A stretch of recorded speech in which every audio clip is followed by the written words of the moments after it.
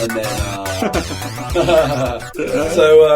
so it's Friday, and you know what that means? Is it Pancake Tuesday? No, it's time for the Pedestrians Gamecast. Whoa! Yay! I wish we had like a crowd in the background that would all be like clapping. You know, like on those, like, they used to do those shit, like, morning shows on Radio 1 with Chris Moyles, the Chris Moyles show.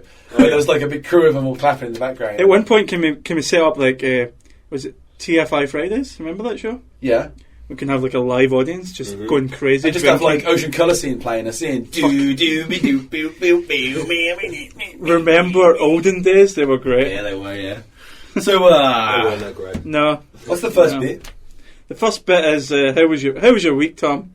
It was okay, but not a lot of gaming. I mean, a lot of YouTubing, though. Yeah, we did do a lot of YouTubing, didn't we? Because me and Tom have basically been like, we just spent this whole time together, like sort of like an old married couple in a house. Like man friends. Were you spooning?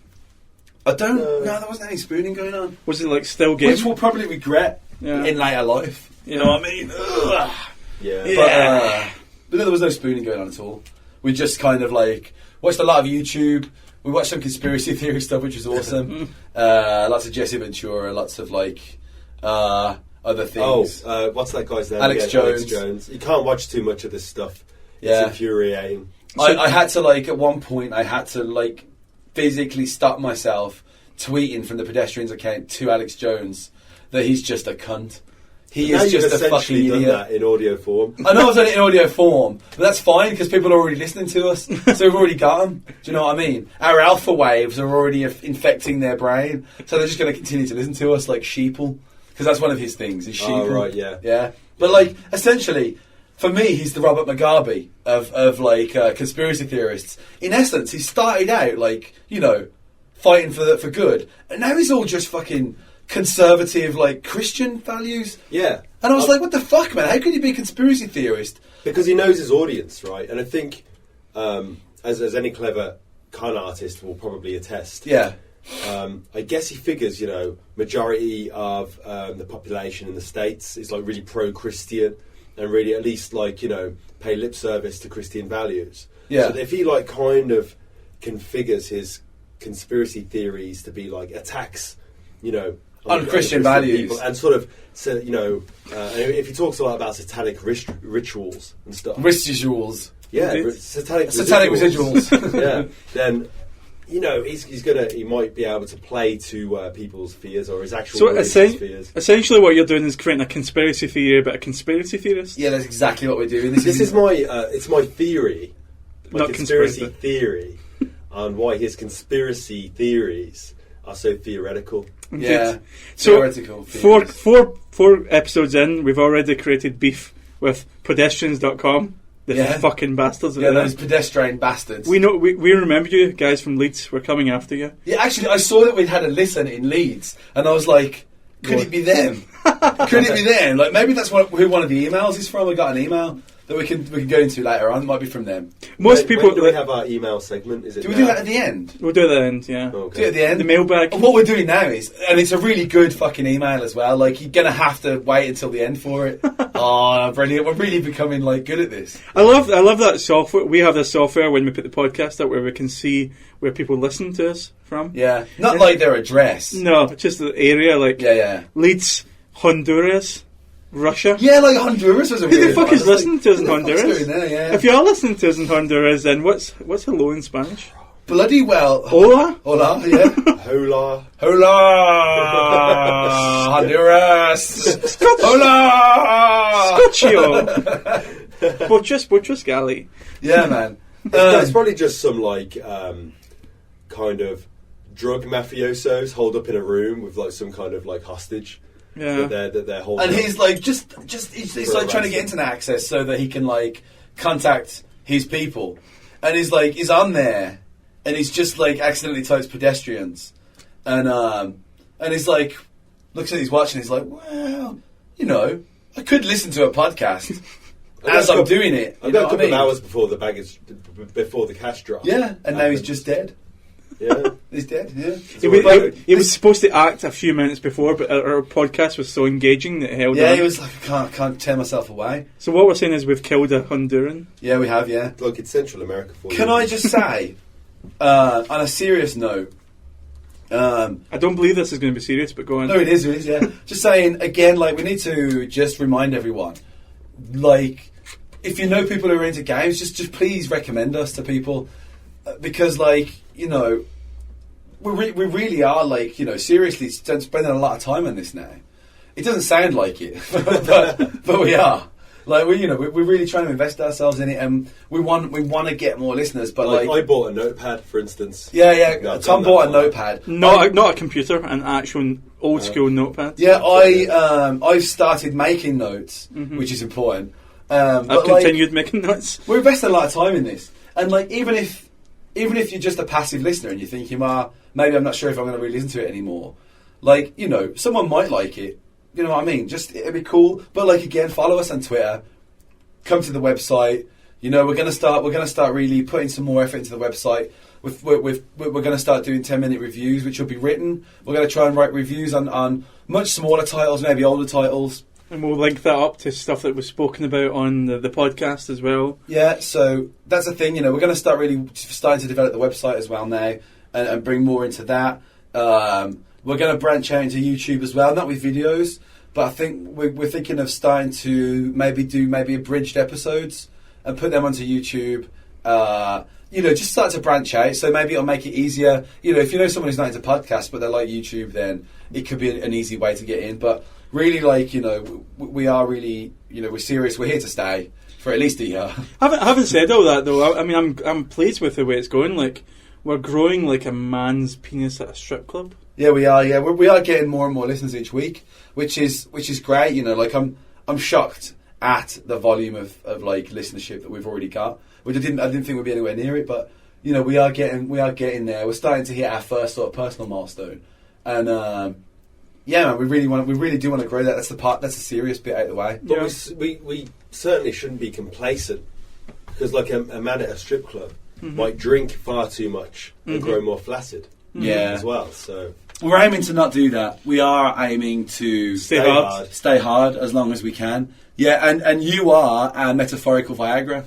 Yeah. Do you know what I mean? Metaphorically. And yeah. Tom and I are drinking beer at the moment, so it could go down a slippery slope. I think it's already there. Yeah, it's already there. We're fucked. Should we just quit? Yeah. Just get up. So yeah, so that's that. That was the serious bit out of the way. So did you have anything to add to your week? Because you really hijacked Tom's week. Oh fuck! I didn't. We've had the same week. We've just been together. Yeah, it's been the same. I could just imagine it was like a Bert and Ernie for a week. You're brushing your teeth together. Much, yeah. I mean, if there was like a double bed free and Andy was a single man, I'm sure we'd just be sleeping in the same bed. One of us would have fucking kidney issues and be all yellow with like these massive fucking George Best eyebrows, which is kind of ironic that like George Best had these massive eyebrows like Bert and was also yellow at the end.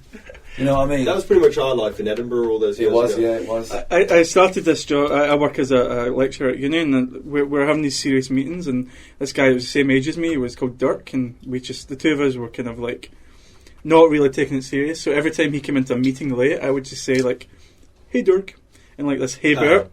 And like someone was speaking in this serious meeting, and I'm just saying, "Hey Dirk," and he would go, "Hey Graham," back to me. It was fantastic. It's like a nice little in joke. Yeah, indeed. But he left. He left me to go to Berlin, like I always knew he would. Yeah, these Turks. Yeah. You know?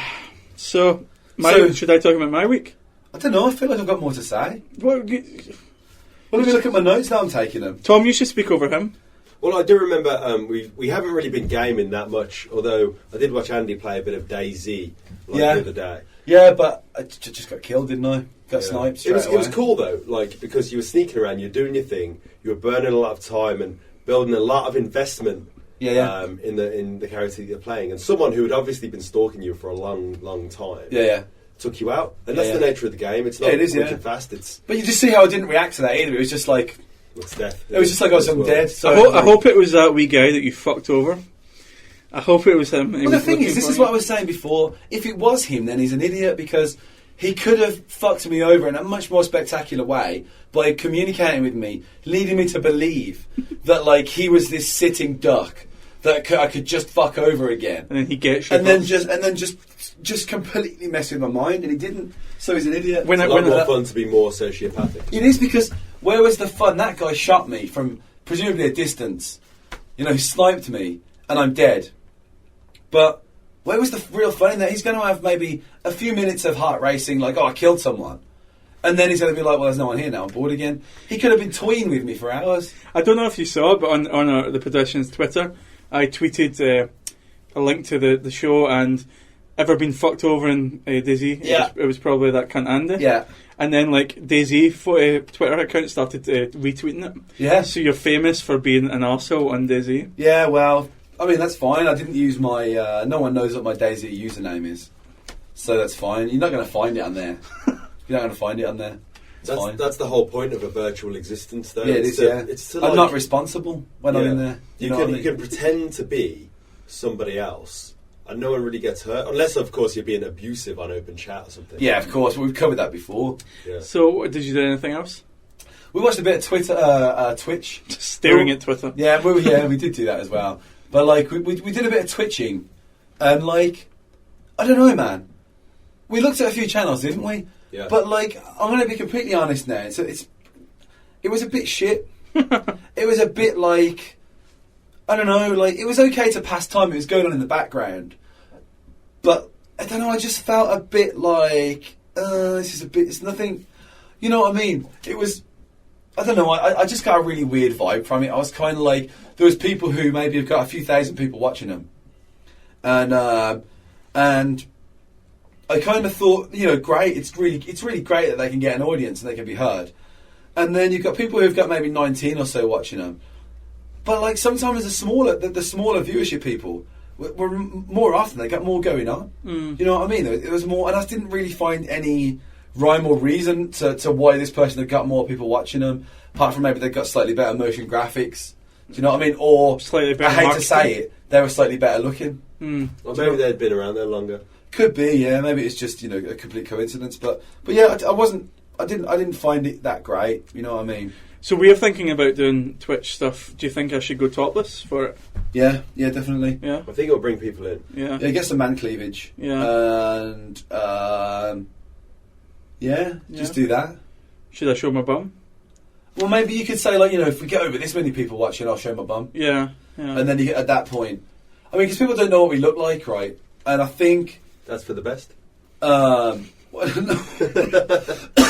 Yeah, because I don't want to be objectified as just another piece of meat. Yeah, exactly. Yeah. You know what I mean? I'm sick of walking down the street and girls looking me up and down. I don't want that on the internet as well. I don't want to be. Yeah, exactly. enough. Yeah. Well, this is our chance to shine as personalities and not just be, you know, like consider. Oh, like, you know, like, oh, look at him. He's just a fine piece of ass. Yeah, he's just gorgeous. I don't care about his personality. I'm sick of that, you know, because like we are good-looking men. Mm-hmm. You know what I mean? Men's men. It's hard to be handsome in today's world, frankly. Yeah. Mm-hmm. And like, and I feel like if we were showing our phases, and like, you know, being all out there, people would just be like, you know, like that film where Elvis swaps place with like a car mechanic. Yeah. And just to sort of see if it's like the money and the fame that is attracting people to him, or if it's just his stunning, boyish charm and good looks. Mm-hmm. Like, and it turns out that it's basically, you know, it's him as a person, because that was the feeling at the time when really in reality, like Coming to America. Yeah, kind of like Coming to America, which is possibly a retelling of that exact same story. Yeah. Yeah, cool. From Eddie Murphy's point of view. Yeah. It's a black man in today's in their days. But the thing is, America. And the thing is, man, that film becomes so quickly dated. Do you know what I mean? Yeah. Like it's like I feel like Coming to America got dated so quickly, like, and not just because of the styles and that dude out of VR was in it. Yeah. Yeah. But like, which guy? I can't remember. I think his name was Benson. Benson, yeah. Yeah. He's really intense in the R. He is, yeah. But he got like in Coming to America, he got like really curly, like this like weird like greasy perm. Yeah. And he always wore like tracksuits and stuff. But like, I remember him. He rides Carter throughout the whole of VR. Yeah, I suppose he's just a millionaire now and he's fine. Probably, yeah. Anyway, it's not the film cast, is it? Yeah. So crossover. Is this is called synergy, is it not? Are we synergising here? Promote synergy. Yeah. Synergy. So that was us. What's yours? I have another post-related rant. I telling you, I was waiting for Shadow of Mordor, and then we had stupid reunification day last week. Oh yeah, with your man there early in the morning. Yeah.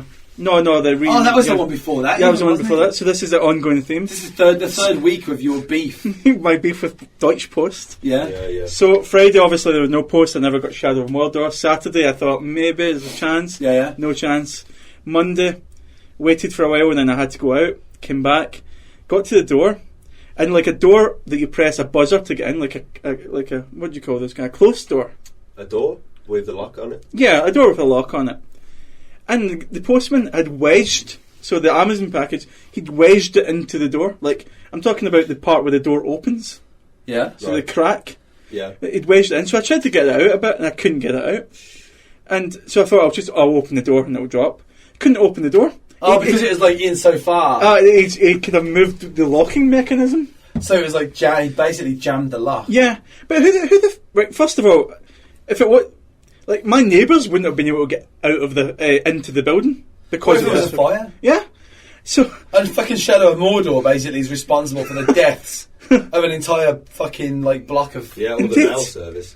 Did you photograph the offence and send it to the offending party? No, because Germans would just get over it. No, I believe that if you had photo documented it, sent that into Deutsche Post, and just said, "This is not good enough." Yeah.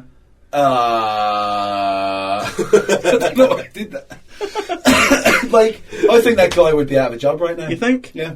See, I don't want to be responsible for that. It's coming up to Yes, Christmas. you do. I'm not being funny with. I think you're being too nice. You should take his Graham. job more seriously. He basically could have been responsible for the deaths of people in that flat. And it's not a bad job. You're outdoors all day. You finish early enough. Yeah. It's a nice... I always wanted to be a postman when I was young. It kind of annoyed me in three ways. First, the health and safety of not being able to get in and out of the flat. Secondly, I just paid over £40 for this game, and he's left it lying basically half in the middle of the street. Yeah. And thirdly, I just paid £45 for this, and he crushed it in between the door and the doorway. Was the packaging intact when you got it out? Yeah, like okay. So what I had to do was eventually like just edge it out, like millimetre by millimetre, until I could get the full thing out. It took me like a good 5 minutes to get this game out of the door. Yeah. Wow. So then when I got up, I was raging then at Amazon. I hadn't even opened it yet, and I checked my emails, and it was like they were trying to sell me I shouldn't be raging at Amazon, but they were trying to sell me the Shadow of Mordor DLC. Yeah. I haven't even opened the game yet, and they're trying to sell me downloadable content. It's something, I don't know, it's something about that just seems kind of off, you know what I mean? Well, we've already, I mean, we're going to touch on that in the news as well, because like Microsoft are sort of, not in the spotlight, but like people are pissed. With Forza Horizon? About Forza Horizon 2 and their DLC theme as well, but we can come into that later on. My view is it's fine if you want to make the most out of this base package and it's not ready yet. Give it to me in 6 months, you know. Yeah. Yeah. Or so, you know, even like, you know, 8 weeks or something. Don't like... Not straight away, it's just come out. Yeah, it should be in that package already. And the fact that you've just, I mean, they don't know my situation. I've just dropped £45 on the game, and they'll try to sell me another part of the game before I even fucking get the game. You know what I mean? It's a bit off. I don't know. Yeah, I don't like the trend. I don't like the way that DLC has gone. Mm-hmm. DLC has gone from this thing that like breathed new life into a game that was maybe 3 or 4 months to a year old. Yeah. You know, it was like, oh, now I can revisit this whole world and go back into it and play it. It was great. To a marketing thing, it's a marketing thing. It's a long term. You know, like a game is no longer just let's release the game and we'll see where it goes. Let's make a good game from the start. It's let's take a concept for a game, strip it down, and then we'll build up to that game through DLC. Yeah. So how much extra do you have to pay? Like what? Like for instance, this downloadable content that you're talking about. Mm-hmm. Well, like 15 what's euros. the charge? Oh, 15 euro, 10 to 15 pounds. Is it extra multiplayer levels or something? Every DLC is different in every game. It could be. You could be buying a character with Forza Horizons 2. There's a 6-car pack. I think everyone gets the 6th car, which was like a 1988 BMW M5. Yeah. I know that off the top of my head because that's how good I am. But the rest of them, the other 5, are random. Well, essentially they are. They're sort of classic from different areas of different parts of time. Yeah. But like you're paying $5 per car. Yeah. So that's $25 plus the bonus car then, for free. Yeah. That's $25 on top of a game you might have spent 50 or 60 euros on to start with. Yeah. It's like almost 80 euros, nearly 90 euros for a game with 5 extra cars right from the get-go. And they've got to a stage where they're selling it with the game. So like you could buy Destiny, $99 bundle. Yeah. It's $100 for a video game. I mean, it's just getting a bit out of hand, you know? Yeah. It's like, but that's the trend, and it scares me because what will happen is it will become such a commonplace thing that it will be every title's doing that. Yeah. They'll be releasing everything like, now you can get this DLC paid for. So a game will come out, 50 quid, and then on top of that, it'll be like the norm that you're paying this. So then it'll be like they'll just slowly creep that price upwards with like, oh, we're including, because that's what they do, you know, like €99 for this one with all the DLC. Yeah. And slowly that'll become the norm, and that'll be the game for like nearly 100. And then they'll start adding DLC to the DLC. Yeah, exactly. Well, that's how it'll go, man. We have this term in marketing called the long tail, and that's basically what we're looking for. They're looking for constantly getting money in the future for this one product. Well, it's the equivalent to putting a fucking shitty mild steel exhaust onto an otherwise indestructible car, so that later on down the line you have to can replace recoup it off spare parts. Yeah. I'd probably sign up to that if the initial game was only like €20. You know. Yeah, that's fine. A lot of, like the Killer Instinct is a fighting game, and you can download it for free. You get 2 characters, and the DLC is basically other characters. Yeah. So you're getting the game for free. You can just sit with those 2 characters. That's fine, but you can add if you want. And I think that's a really good model. But I can see games like FIFA going to like a subscription model. Well, they're doing sort of like the premium players, aren't they? Yeah. You have to buy the rights to have that premium player. FIFA Ultimate Team. Yeah. That's fucked up. But it's going to get to a stage where you're just going to have to renew your license for FIFA. They're going to sell it to you. You'll pay a monthly charge, and then maybe after a year they'll download a patch, and that'll be the update of the game. Yeah. I can see I think they'll get away from actually selling the hard copies of the game. Is FIFA a game that people always go back to all the time? Oh, every year people are buying. I see. Everyone's buying it, but they're playing it for the full year as well, because they have these online, the Ultimate Team, and it's like a kind of interactive thing. So yeah, that makes sense. But the way I consume games is, you know, I'll play that single player campaign. I'll play it through, you know, weekends and evenings or whatever, and then when I'm done with it, I'm done. That's it. I'll probably never revisit that game. Yeah. Unless there's new single player content, maybe. Well, yeah. Unless you get DLC further on down the line, you go, well, that's a good excuse to get that game back out, dust it off, revisit the world. Yeah, exactly. Yeah, with a twist. Yeah. You know, that's like I always thought that's the point of DLC.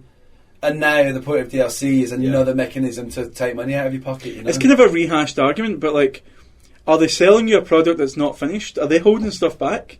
Like it wasn't, for instance, in like GTA 4. Like the downloadable content was extra characters and whole new arcs and stories and stuff. Yeah, it was. Yeah. And it was great. I mean, they came on disc probably. No, it was DLC. It was DLC. Yeah. I mean, I think when I played them, they were could buy them. You could buy them. Is that like the Ballad of Gay Tony and stuff like that? You got the Ballad of Gay Tony. You got Lost and the Damned.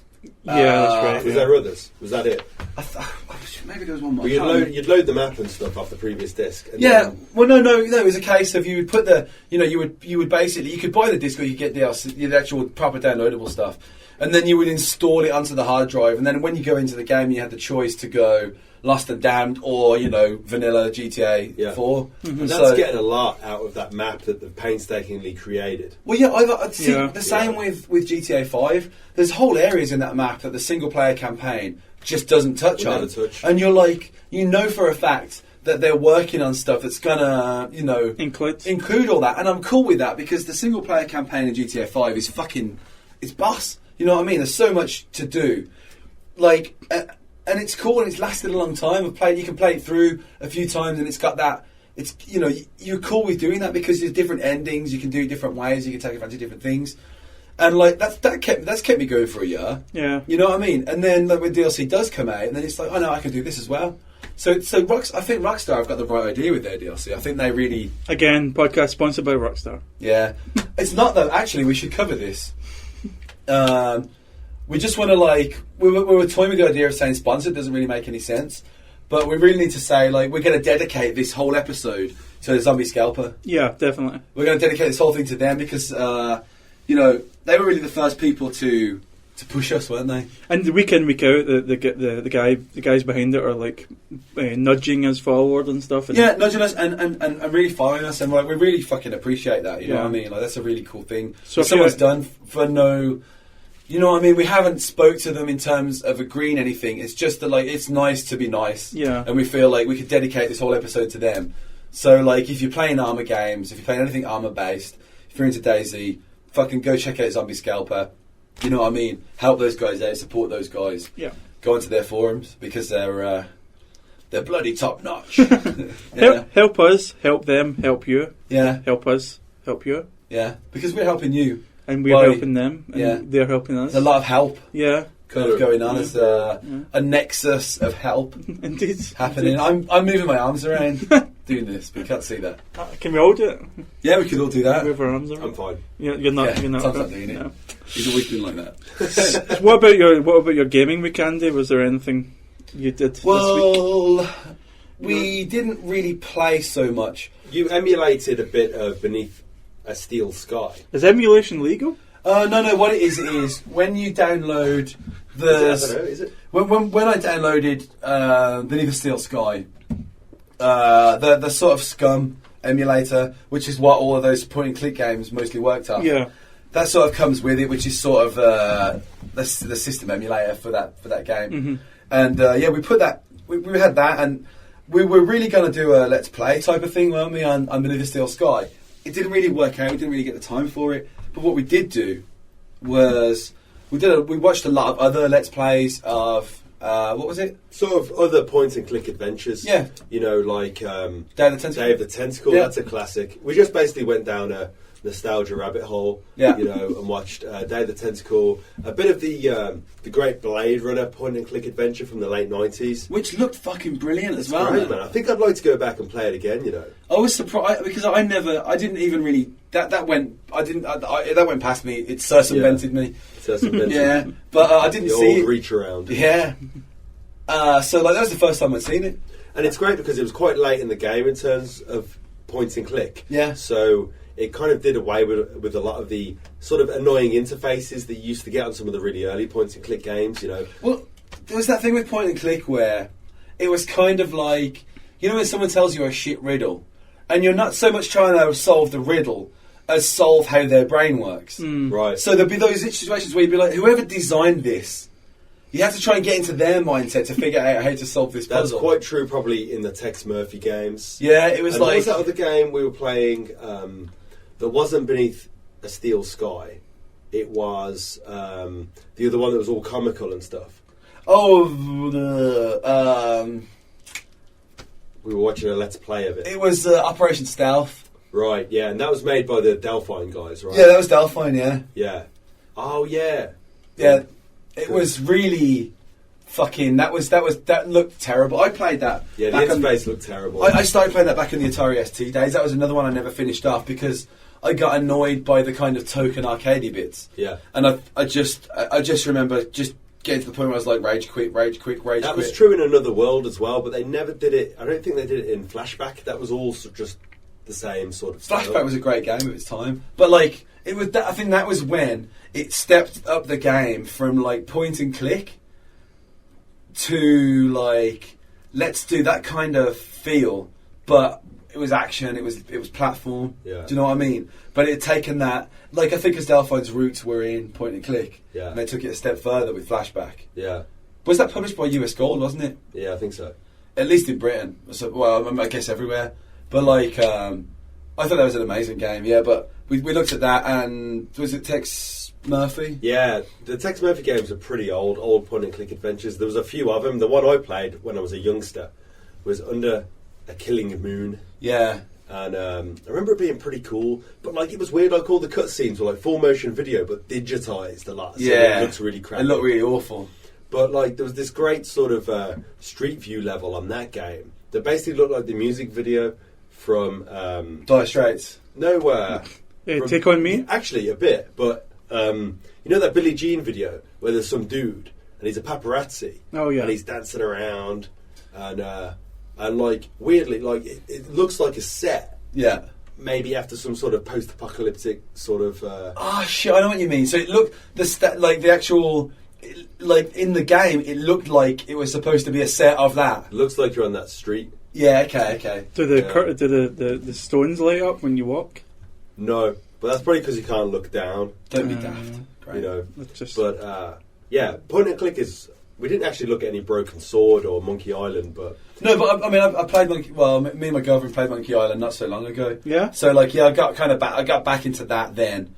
And, like, I didn't realise how fucking, like, infuriating that game was. A lot of that game was, like, more trying to figure out how the fucking designers worked than actually solving puzzles. I think that's why Day of the Tentacle works so well, though, because you know it's in the mind of a crazy person. Yeah. So the logic, you learn the logic as you go on. Yeah, you do, yeah. Of, like, you know, how you should solve a problem. And it's completely out of order with the real world. Yeah. Like, if it was a very realistic game, you know, then it might make sense. It wouldn't have had time travel in it. Exactly, yeah. Yeah. For one. Yeah. So that was us. That was basically point and click week. Yeah, but not even playing them. Yeah, just looking at watching YouTube videos. And appreciate, but it was like a nice, because like most of the time, if we were all playing a point and click now, two of us would just be watching, and that was essentially what it was like. It was like just watching a third party without the stress of having to together. think. You work as a team. Like some of my favourite video game memories are like my brother playing Tomb Raider and me just sitting advising. You know, like yeah, me too. I used to do a lot of watching. Yeah, bit of a voyeur. Yeah, in fact, I think I teamed up with my brother and basically walked him through. Oh no, actually, that's a bit unfair because remember that game Alan Wake? Yeah, it's a brilliant yeah, I loved game. it a lot. Torch. Like he'd already played it, and then I came to visit one Christmas, and he let me play it, and he would just advise me where necessary. Yeah, like sort of walk you through the bits that Great were experience because it was a bit scary, so it was nice to have someone else there. And Yeah. I remember back in the day when I was playing Silent Hill 2 on the PS2. Yeah. He would be there, you know, as a comforting sort of, you know. like presence. It just like you just look over and he'd be there, just like nodding his head, like I'm here, man. Smoking a pipe. Which I'm glad of because probably 10 years previous when I was playing Duck Hunt, he would normally just come and tell me how shit I was. Just punch you in the neck. Yeah, just like give me a really hard time. So I'm glad that things have moved on in our relationship. Yeah. It's kind of like it's turned into some sort of like brother cast. Yeah, brother cast where brothers care. My brother used to just hold me down and like fucking spit on my face and stuff when I was a kid. Nice. Chased me once with a traffic cone. He actually chased because like there was this bit. This is going off topic a It's little like bit. Alan Now. Partridge, man. But like what happened was we used to like there was an alleyway. I don't know what the general term is for this because in England, like we refer to them as like like some people call it the entrance. Do you know what I mean? So people say, "Oh, he's playing in the entrance." It was like the dirt track that would run down the back of everyone's back gardens and houses. Do you know what I mean by that? Oh, like a back alley. Yeah. But like in Britain, they're usually dirt, aren't they? It's usually like a dirt track that's just, especially between terraced houses. Mm-hmm. And in Birmingham, people used to refer to it as the entrance. Some people would say the alley. Some people would call it the gully. Do you know what I mean? Yeah. And so in one of these, it came off the road, perpendicular between two houses, about the width of like, you know, you could probably just fit an articulated lorry down there, like brushing the sides. It was quite wide, but not wide enough for a road, like, you know what I mean? And you go down there, and then there was a T-junction at the bottom, and then the face of a garage. But it was a bit of a hill, so we would bomb down there on our BMXs, or grifters at the time. Oh, yeah. And we would like bomb down there, and there would be like, we'd put like a milk crate with some planks leaning up it. Is there a ramp? You know what I mean? Like quite long ones. Yeah, or a piece of corrugated iron. You know what I mean? Because it got that like sort of strength because it was corrugated to hold itself long ways right. when we were only kids. And it was safe if it was 6 foot long, you could have quite a nice ramp. So we'd come down the hill, do a jump, and he'd have just enough time to land, do a rude boy skid, like flick all the dirt and the stones up onto the garage, and it'd go like, and everyone would be like, "Oh, that was rapid, man," because it was the 90s or the 80s. Oh, that was we didn't say awesome. That was like a 90s thing. Yeah, we'd be like, that was bad, man. That was bad. Yeah, they'd say that was bad. Yeah, that was bad. That was wicked. So like that would happen, and then my brother was like, "Oh, I'm gonna like turn that corrugated iron sideways so that the ramp, instead of being like this, it's more steep. The ramp is now like this." Your brother? Like, yeah, my brother. Right, I love it. I love your hand. It is, yeah. I love your hand signals for a podcast. I know, yeah. So he was basically saying it was going to be more steep. It was going to be very steep, but also imagine corrugated iron turned sideways. There's a lot of flex in it, isn't there? Yeah. Mm-hmm. And I said to him, bearing in mind I'm 5 years younger than he is, that's not going to work. And he went, "No, that'll work." And I said, "If it doesn't work, I'm going to laugh at you." So he comes bombing down on his BMX, hits it, and of course he goes over the handlebars, smashes into the floor, hits the garage, and of course I start laughing. And then so he got up, grabbed a traffic cone which was nearby, threw it at me once, right? And I had the good sense to get the fuck out of the way. So I'm running home like, fuck this. And he just comes dashing after me with a fuck, like, using it as a club, like, swinging at me as he's running, because he was always a faster runner than me, because he got longer legs because he was bigger. And he was just coming running down the road, swinging this fucking, you know, this bloody traffic cone at me, man. And like a lot of night, people talked about it for months.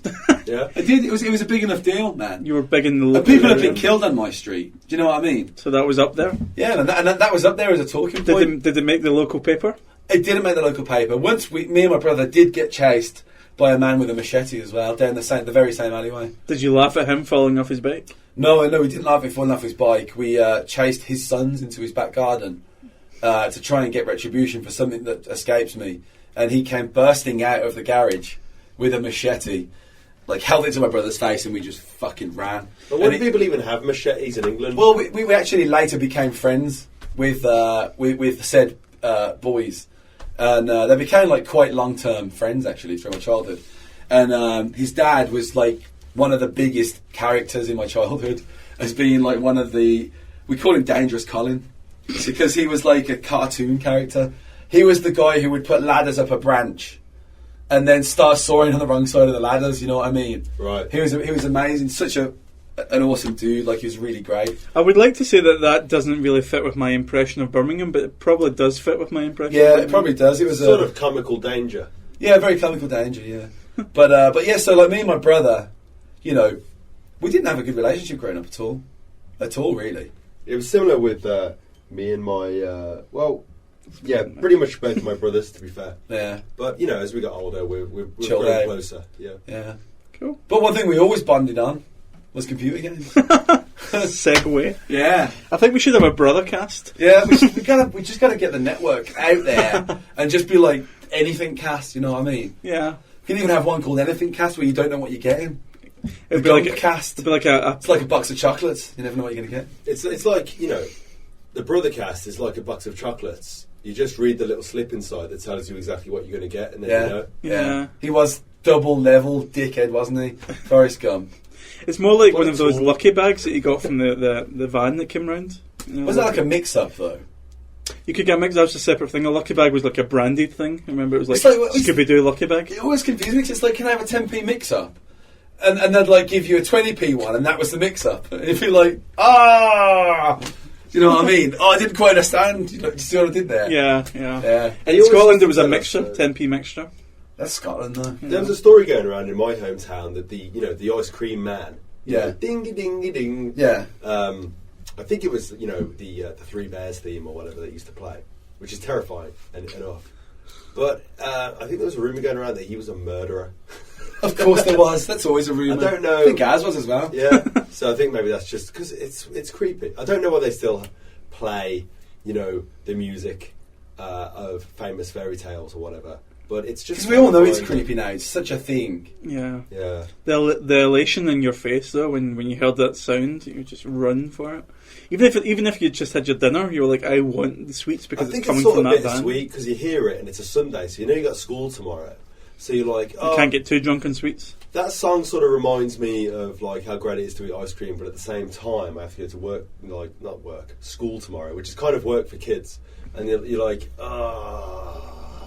Sundays. Yeah.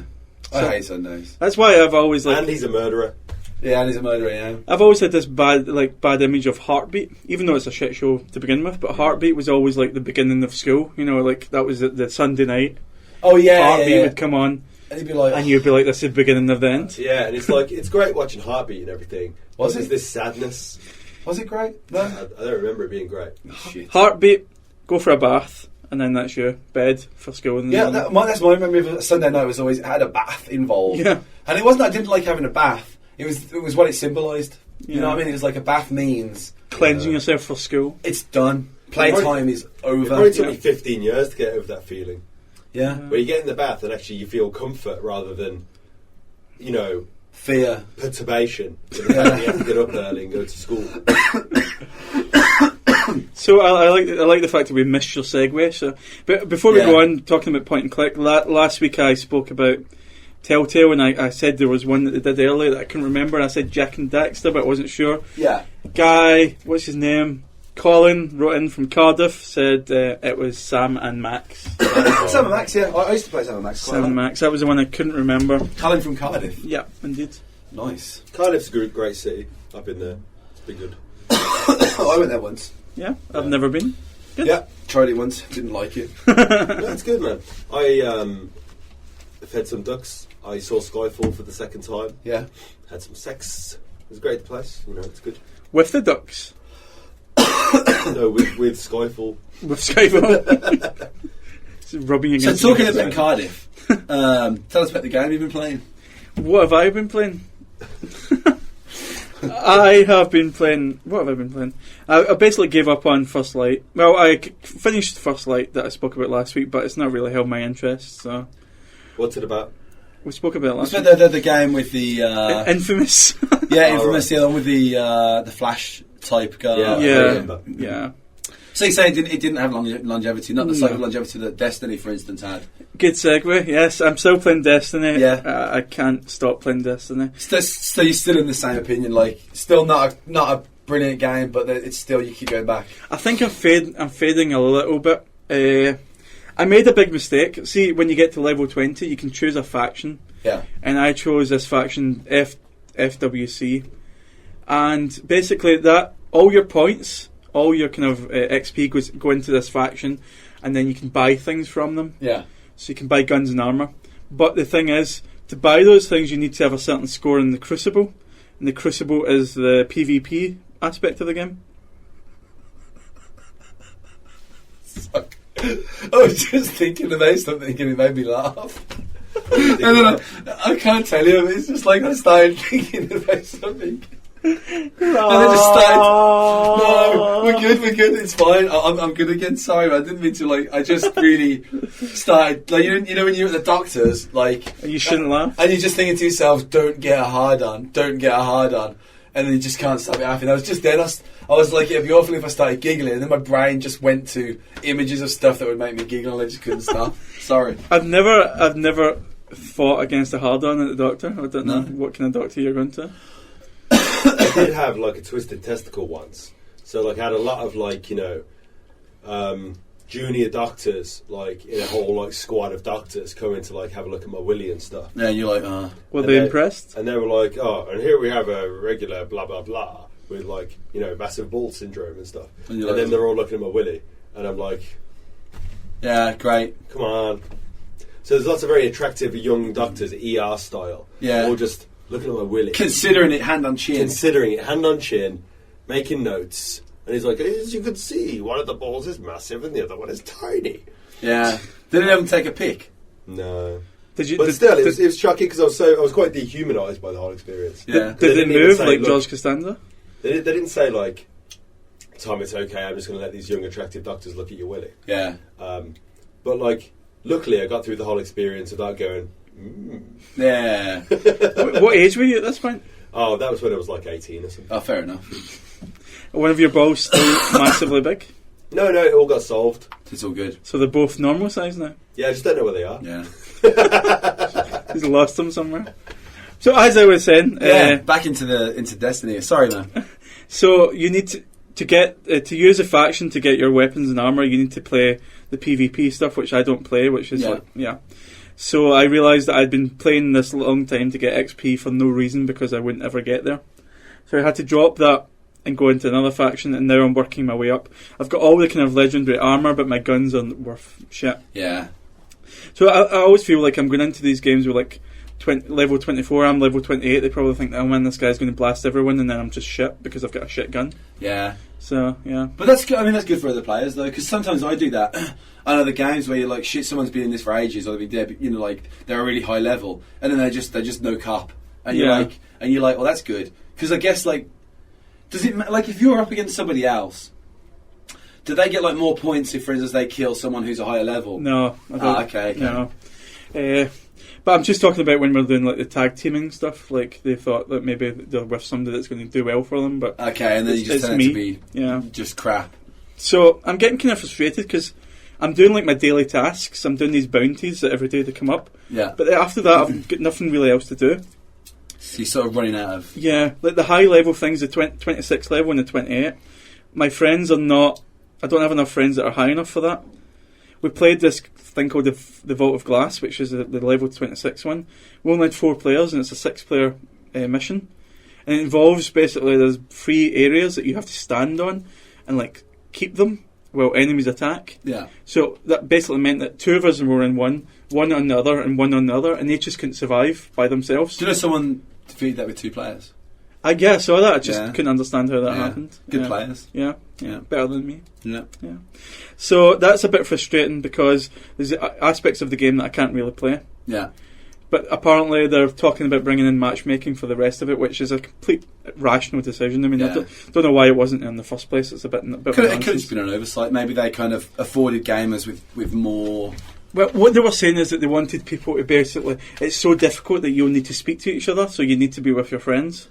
Yeah, but also like it sort of opens it up now to people actually connecting that may not have connected before. Yeah. Do you know what I mean? What it's done though is create websites and create communities for people just looking to matchmake. And it's like we shouldn't have to be making other websites to combat the faults of the game, you know what I mean?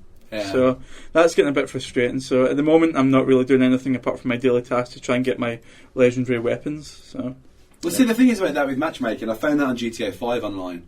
Like there'll be certain missions you do when I'll just fucking, you know, you'll be match made with someone, and it's some complete tool, right? and it's like, hey bro, I'll fly the helicopter, and you're like, oh yeah, whatever, you know. So like you do whatever you got to do, and then you got to like maybe snipe a rooftop of bad guys to let them get across. And usually I'll just sit there and let him kill him, and then just fucking do it myself. Do you know what I mean? It's like I'd rather this guy died. I don't want him getting any XP off this. I'd rather do it all myself. Episode 2 of Andy being an online dick. Well, it's not though, is it?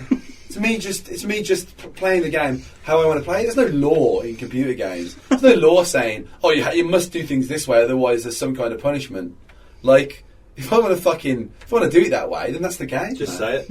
Yeah. I am the law. Yeah, exactly. It's just like, well, I'm not the law, but like I'm using the law to my the absence of law. There is a law. There is, yeah. Well, there isn't a law. There isn't a law. There isn't a law. But I can just like, you know, I can do that if I want. Maybe I am a dick. Maybe I am. What else did we thought? Oh, we watched the Silent Hill thing, didn't we? Oh yeah, we didn't actually bother to play that teaser game. No, we didn't. We didn't. But I don't think we need to now. We've seen it all. Yeah, I've seen it all.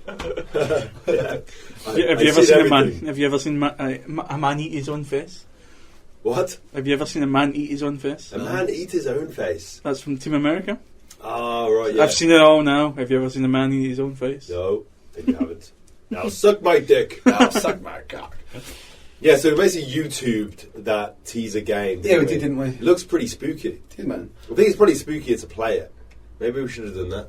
I think it's just testament to... Well, the fact you're just watching games. Well, yeah, but the thing is, I've done it plenty. You know. I think it's just testament to the fact that, like, someone has made a great game out of, like, an L-shaped piece of hallway. Like, in of itself, if that teaser playable demo would have been released 10 years ago, even with slightly crapper graphics, like, that could possibly have stood for a game in its own right. Do you know what I mean? Like it was good enough to just be like a little game of its own right. And I thought, like, the things that they'd done, they were so clever in how they just used the same piece of thing over and over and over again. That, like, I thought, like, that it made me think, well, if they managed to make one corridor this exciting and this horrific, then, like, what can they possibly have done with an entire game? Yeah. Do you know so what I they mean? managed to create a sort of playable trailer that's low on resources, because they're such great horror maestros. They've been able to, like, really do a lot with it. Yeah, man, and I think it's just proof that, like, people can get super creative if you impose limits on someone. Like, they suddenly become super creative within the limits that they've got. And I think more people should pay attention to that. You know what I mean? And start really utilising the limits that they've got. And I'm excited about this because, you know, Silent Hill 2 was probably the only legitimately scary game I've really played so far. Yeah. Alien Isolation is still there waiting, I'm sure. So maybe one day I might actually buy a computer and play this game. Yeah. Well, we are slowly turning you, aren't we? Yeah. Do I get that? Onto PC, so we can start bringing you across. Yeah. Could happen. Into the gaming world. Alien Isolation is still not available for Mac. €50. Bloody hell! Never spent that much I get on a game in my life. Yeah. Over here it's like 69, I think, euros. For the PC, it's $49.99. Oh, for the PC. Okay. Yeah. How much is it for the? I think it's like 69 from GameStop. That's mental. Fuck me. It's most sexier prices, though. In all fairness. Yeah, it is a sexy price. Yeah. Especially with Amanda Ripley on the cover. Yeah, and we never knew enough about her except that she looked like an old lady. But now we might. Now we get to know. Now we get to to know. Could be canon. Could be. Good.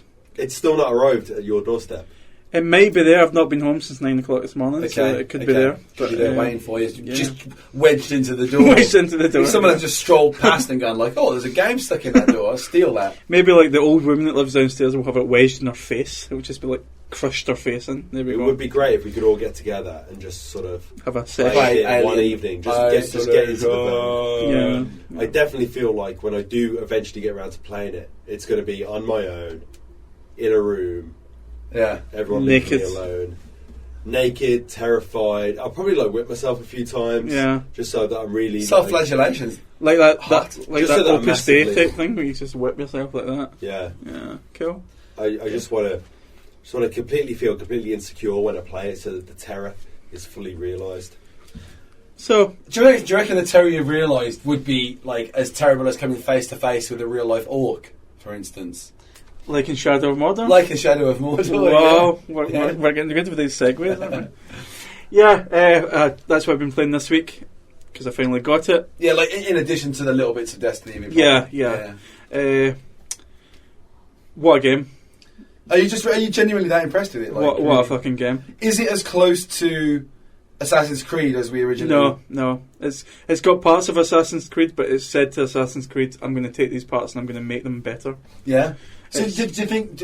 Because I sorry to like interrupt your flow, but do you think that this game, because like the mechanics of movement are so similar to Assassin's Creed, do you think that it's similar enough that it will make... it will basically push Assassin's Creed to do something a bit better, maybe? The thing is, Assassin's Creed are not going to have the chance because they're launching next month, I think it is. Yeah. So they're basically going to come out and not look as good because of this game. Okay. Maybe eventually, maybe the next game after that they will, but as far as I'm concerned, this game just kicks Assassin's Creed's ass. It makes, everything you play in Assassin's Creed that's kind of not that fun, it makes those parts fun. Yeah. It's just so, like, it starts off with your really a kind of horrific start. You're like, this guy, you're on the good side, and the orcs come and take your wife and your son and basically slit their throats right in front of you. Yeah. And then kill you. A bit like your Braveheart. Yeah. So basically you die in the first scene. So it goes to the stage where you're this like, netherworld between heaven and hell, and you've got this, what's it called, Wraith. Yeah. Who's basically joined to you, and he's basically saying, neither of us can get to the next world. We need to do something together. We need to defeat this guy before we can move on. So you get brought back into Middle Earth. Yeah.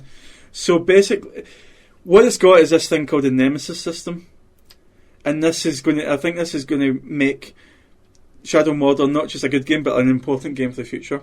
Yeah. Because it's got this thing where, like, you've got this panel where you have these captains, the orc captains, and then you've got the orc chiefs above them, and you can pick one of those to go for.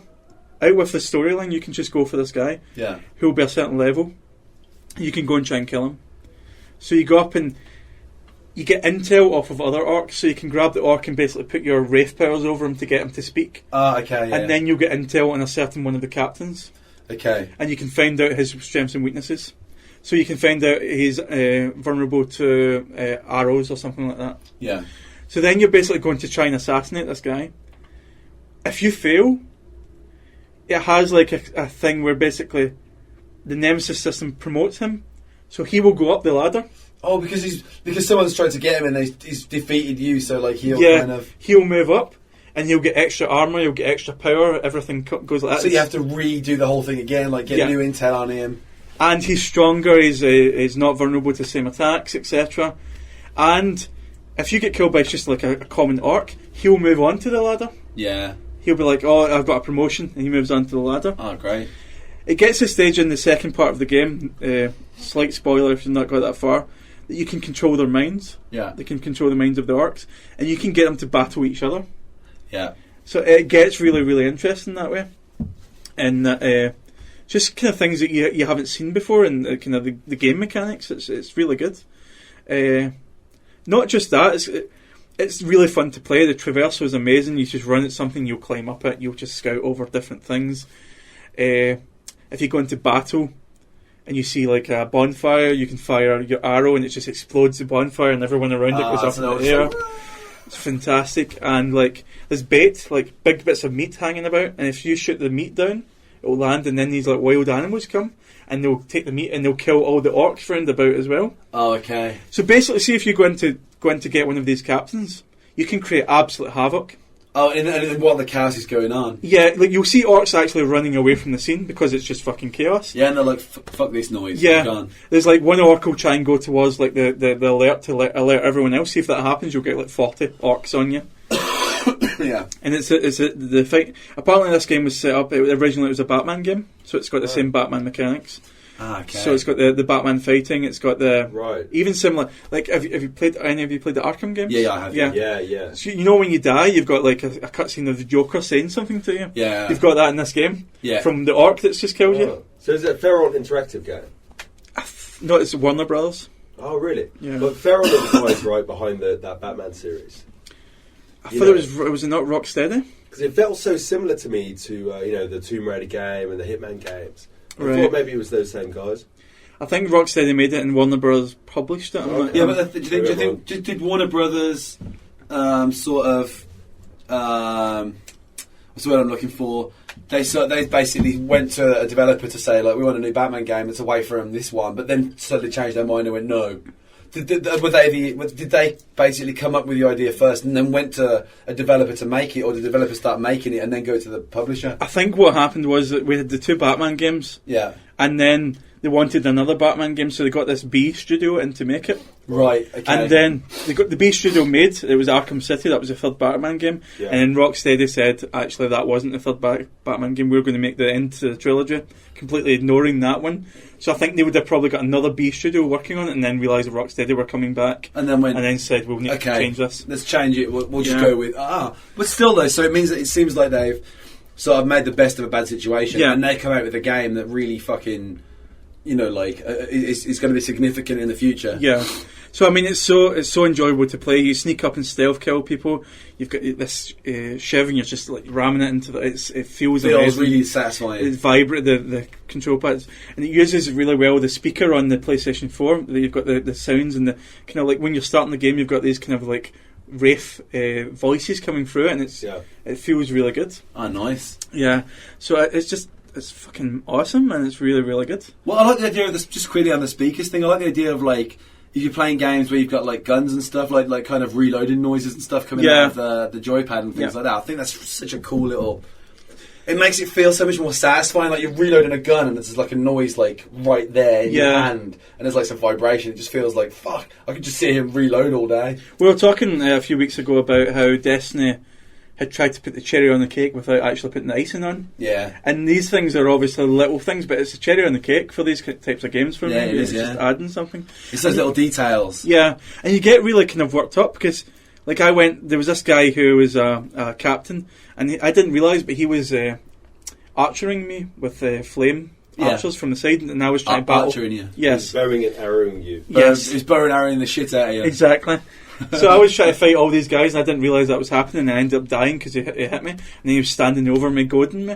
So the next time he get moved up, and the next time I checked him out in the map, went straight for him, running up, went like... Oh, because you can sort of take out a vendetta then. If you know who's killed you and they go up, you can track them. Yeah. So it's like you can sort of have a mad vendetta, like you're fucking... They're not just some random orc. It's like you are going down. It really gets you passionate. I saw him ahead of me, I was like, that fucker's getting... He was sitting at a fire, ran up behind him, got my sword, swung it, he turned around and just fucking killed me. I was raging, I was like, fuck off! Second time, you bastard, no! So they reference that once they've killed you, they'll be like, what? Sorry, I'll take a step back. See, when you encounter one, you have this cutscene where you'll put your blades together and the camera moves in and then they'll say something to you. Yeah. So your camera move in, they'll be like, second time I've seen you or something like that. No, you should have stayed dead. Yeah, something like that. So and they've got this thing that's really, really cool. So you've got your friends list on the PlayStation 4 or whatever. If one of your friends gets killed by one of these orcs, you can then go on a revenge attack and avenge your friend. Oh, so they've made this entire, like, sort of... In essence, it is a sort of political hierarchy. Yeah. That's because what they've done is they've capitalised on how fucking annoying it is when you get killed by an NPC and you're like, God damn it, I'm never going to get revenge on that person. Yeah. You're like a cop in GTA 4 shoots you. Yeah, and you're like... if you could see him getting promoted, you'd be like, I'm finding that motherfucker. He was probably racist as well. Do you know what I mean? I'm getting this dude. Yeah. All the cops in GTA are white, aren't they? Are they? No, they're not. No, but no. What I mean, because I usually play as Trevor, so I'm implying that they look like Canadians. Okay, yeah, of course. Yeah, that's what I was going with. I don't remember seeing any black cops shoot at me in GTA 4. Maybe you're just like, because you're you're a white man, you just project onto everything you see. So everyone's white. Basically, yeah. To you just like everyone's white because I'm just fucking. I was just reading about Feral Games, and it seems that they're behind basically taking games and turning them into Mac games, which is probably why I'm so familiar with their name, because I only have a Mac at home, you see. So any game that I play, Feral seems to be behind it. So yeah, they're basically porting across, so that's why. They're porting across, that's why they should do more games, because... or maybe more companies should do what they do. Yeah, because there's so many games that I just can't play. Maybe Apple Mac should just get a grip. Yeah, I was going to say maybe Macintosh should just... or Apple should just deal with it and stop being so fucking... Ooh, we different. We use different things. Come to the Apple universe. Ooh, Apple. That's the way Steve Jobs spoke. So let's move on past this little patch of darkness in our... So, I mean, this is October. We're going to do our Game of the Year podcast in December with a Film of the Year podcast. So far, Shadow of Mordor is up there for me. Yeah, so far you're like, this is it. This is the fucking game. Yeah. So should we talk... You want to talk about your armour? Your armour? You want to talk about your armours, Andy? Talking about your armours. Your 2017 mod. Yeah, well, there isn't like a load to catch up on 2017. Like, basically, like, because I've been pretty busy with like, other things that I'm doing this time of year, like watching videos of point-and-click games. Yeah, no, like I've been like apart from kind of sitting around with Tom. I have been on a lot of other bullshit as well, And a lot of the time it's been like basically doing stuff whilst doing something else. Yeah. So I've had to pull myself away from the mod for a couple of weeks, so I can get on with that. And it's essentially now like when I'm freed up now to get back into the mod, sort of maybe next Tuesday, Wednesday, we're going to be in a position where we've got like 3 people working on the map. Which is great for me because that means now suddenly I have got a proper team again there, and we can kind of start really pushing. We know our direction, we know where we're going, we know what we've got to achieve, and I feel like we can really start crushing out some of these areas in a very in a basic form, ready for release. So we can sort of we can lay down the basics of everything, and then start kind of going back and putting in detail and really putting like adding in the sort of the storytelling that you get through the map. We can start doing that. At a later date, but really get the important areas in first, just in this one sort of section of the map, and then once it comes to release, we can release on what we've got, and then just continue to develop the map over time. Sort of, I mean, how DayZ have done it. They've been expanding Shadow, which is the map that the DayZ sort of world is set in Shadow. Okay. It's the Shannara's Plus map, and what they've essentially done is changed a few areas. And then kind of, started to expand north and sort of really fill the map out. And it's taken them a bloody long time, and they've got people working on it, 9 to 5. Is that supposed to be a fictional place, or is it supposed to be a place that's in there? It's actually based on the topography of a real place in the Czech Republic. Okay. And so a lot of the... But in the fictional world, is it Earth? In DayZ? Yeah, it's Earth, yeah. Yeah, okay. Yeah. So, like... With our map for 2017, we're just sort of thinking, let's get the bare bones in, go from there. All I'm trying to say is, like, you can see how long it's taken for the DayZ guys right now to just add to an existing map. And so, like, I'm just hoping that people aren't expecting us to work miracles and fucking, you know, like suddenly have this, you know, amazing map like suddenly done, because it is going to take us a while, and it's going to mean that we probably will have to release with a map that isn't in any way complete, but keep constantly working on it, which is nice because it means that people will slowly get to learn new chunks of the map as they appear. So, like, you know, and you'll get feedback as you go. Yeah, exactly. That's the other important thing as well. We're going to get a lot of feedback, and people, you know, but I don't want to give people the impression that, like, me personally, I'm not the sort of person who feels that I should fold to popular opinion, because I sort of think, you know, maybe people don't understand the meaning of that area in the grand scheme of things. Yeah. So, like, if we are putting an area in, then it's going to be for a good reason. There's going to be a reason that's there, and if people don't like it for some reason, then I would say just hang on and see how it fits into the bigger world, you know, at the end of the game. And so like, yeah, of course, you know, like I want suggestions, and it'll be great when people are suggesting stuff, and we will take some of the stuff on board. But essentially, we have already got a plan. We already know where we're going with it. We know what's going to be where, what type of sort of specialised areas there are going to be, what kind of cool little, you know, like areas of special interest, I'd call them, you know, are going to be around, and the types of things that they want to involve, and the role that they will then take in telling a sort of story about the history. You know, essentially, what we need to do is we need to develop the history of an island that's sort of, you know, like it has a history that's built up and built up and built up, and then destroyed. Do you know what I mean? So everything has to make sense in that context. It has to work as somewhere that was a functional, real place where people lived and worked, and was then destroyed. Yeah. As opposed to just building a dystopian-looking place, throwing plants around, and then going, "Oh, it's all post-apocalyptic." Do you know what I mean? Because that's whack. Yeah. And like, I think it's better to do it this way. And the way I do it is I usually put stuff in, and then kind of weather it. You know what I mean? And bring it back down again. So I'll put like a house in, put a wall in, put some bins in, put this in, put that in a nice greenhouse, and then go, what would have happened over a period of years if this had been left? And then go, oh, this would have fell down, that would have done, let's do this overgrowth, tree. So basically, are you creating a story as you go along, as you make that? Do you have a story in your head? Do you have a kind of historical background for this place that you're making? As a team, there are documents that we have that sort of outline the general idea of what's happened. You know, like what it was that caused this and so on.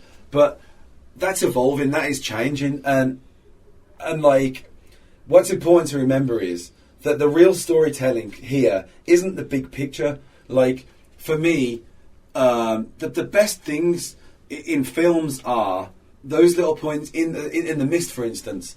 There's this one bit where they drive past a school bus, and there's just like sort of these dead kids obviously in there that are all like wrapped in spider web and stuff.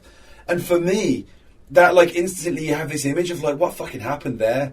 Do you know what I mean? That's telling a story without telling a story. Yeah. Someone was on their way to school, something happened, and you could probably make different films of the Mist from all these different perspectives.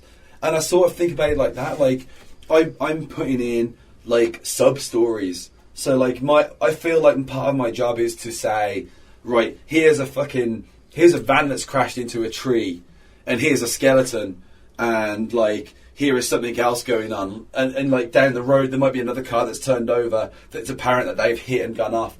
So there's this sort of feeling that something's happened. You know what I mean? The world didn't just stop and everyone disappeared. Like something happened. I'm trying my best to include, you know, sort of partially fortified areas that have then been defortified. Maybe someone attacked the area and it's fallen apart again, or just allude to fortifications, maybe just posts around an area, right. Some broken wood, you know, things where it looks like maybe something was there. You don't know, but kind of just to inspire that feeling of like what was happening here. You know, like barriers have been set up, but then they've been breached. But, yeah, exactly. Things like that where you sort of feel as though something's already happened here, and you're essentially walking across what could potentially be, at this point in time, quite ancient battlefields. Do you know what I mean? Like something could happen here a long time ago, and you don't know. You just don't know what it is. Yeah. But I like the idea of people being able to kind of build their own things, like kind of like how when we were on the Filmcast when we were talking about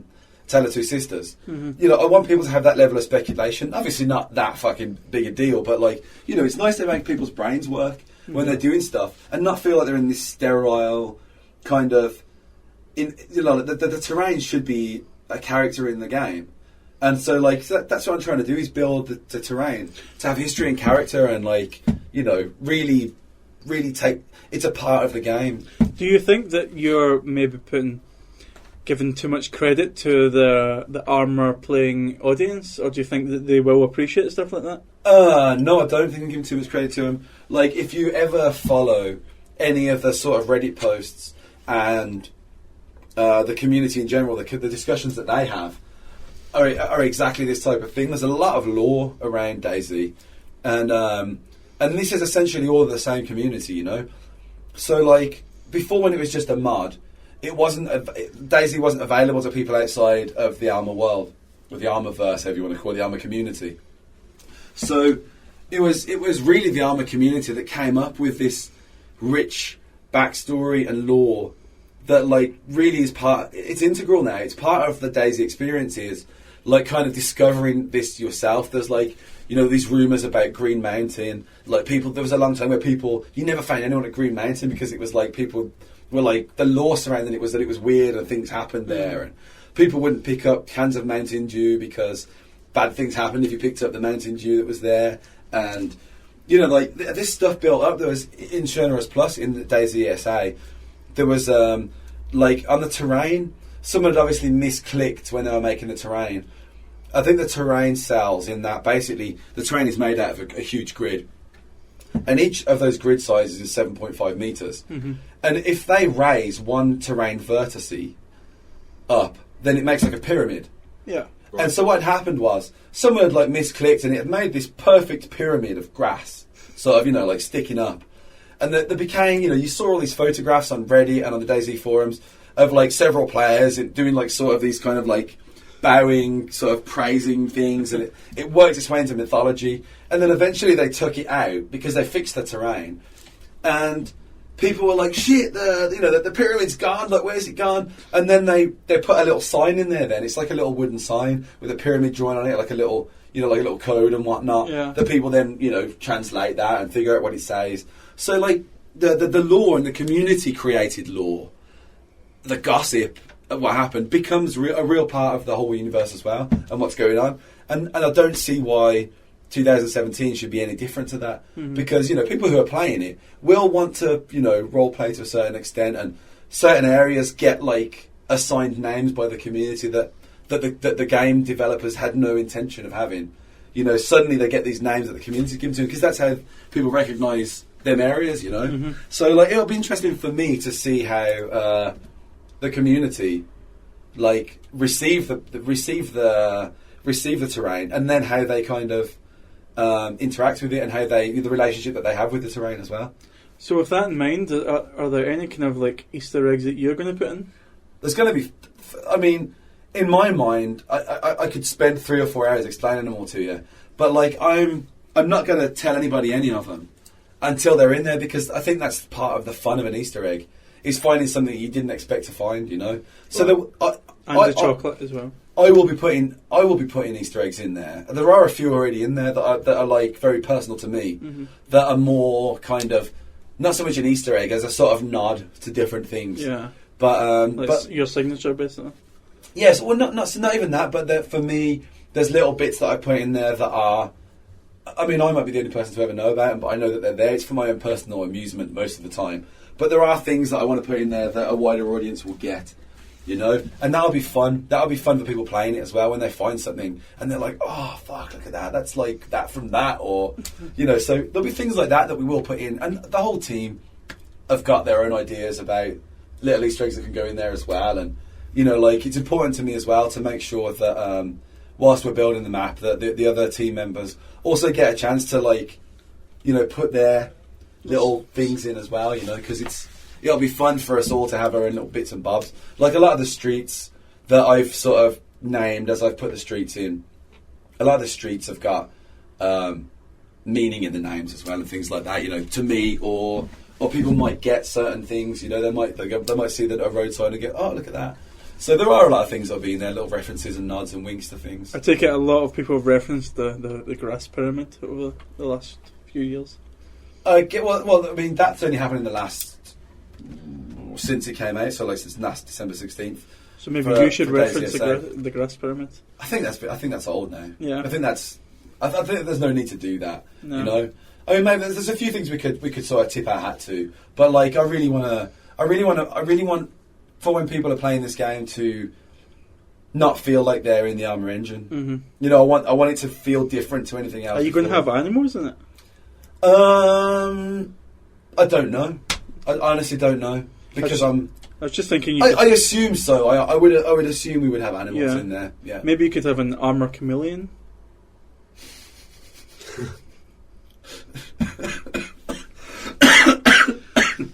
That is terrible. Thank you. I will put the idea forward though. And last question. I don't know if I've asked you this before, but what's the release date? There isn't one. It's never coming. There's no release date. That's gonna just haunt me, isn't it, forever? Yes. So yeah, that's my kind of 2017 update. I'm sorry, I've got a really bad throat. Should we talk about the news? News. Game news. I've got a lot to talk about in news as well. So news. Let's go with the news. News.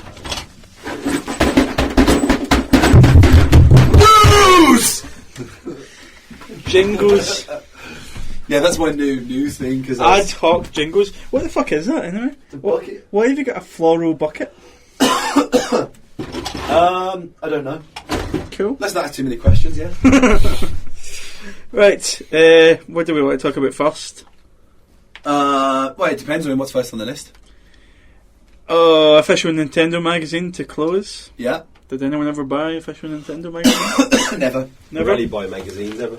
No, I'm not. I mean, print media died for me, like probably 15 or 16 years ago. Is that not a sad thing though? Like I always remember buying like CVG and Games Master, and I think it's sad for people who have like habits rooted in tradition. Mm-hmm. But like, you know what I'm like. I'm not sentimental in that respect. And for me, tradition is just a different word for the phrase failure to progress.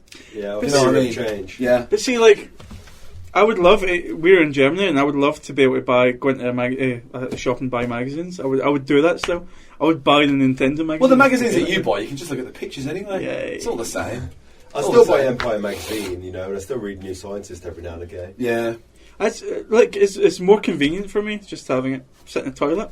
I just buy it when usually if I'm at an airport, I'll maybe buy a magazine. Maybe if I've just got, you know, if I forgot to download a bunch of podcasts or bring a book, or there's no one with me, then I'll usually just buy I'll be like, I have to buy a magazine then, and a Twix. Yeah. Yeah. Or 2 Twixes. Twy. Do you like the white Twix?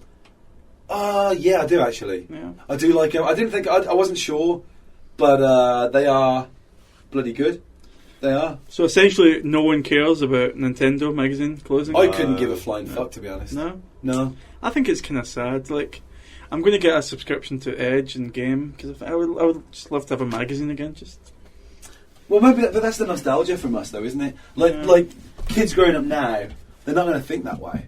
For them, like the norm is just go online, go into GameSpot or other kind of gaming magazine site, or and just sort of get all your information from there. And I think that's fine because you can do it there and then. You haven't got to go to the bloody newsagents. Do you know what I mean? You can just it's just like right there. You can get it on your phone, so essentially you can sit and read. Like, why would you? Does Games Master still have a magazine? Does that still exist? I think we talked about this last time, didn't we? I don't know. Sure. I'm not sure. That would be way beyond its remit if it was still going.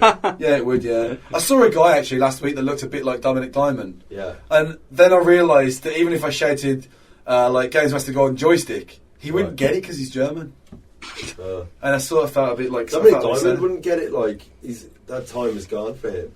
I think he'd get it. No. He's probably like an accountant now or something. Yeah. He lives in Toronto. Does it? Yeah. I think if I saw Dominic Diamond now, I would probably try and punch him in the neck. Why? Why the neck?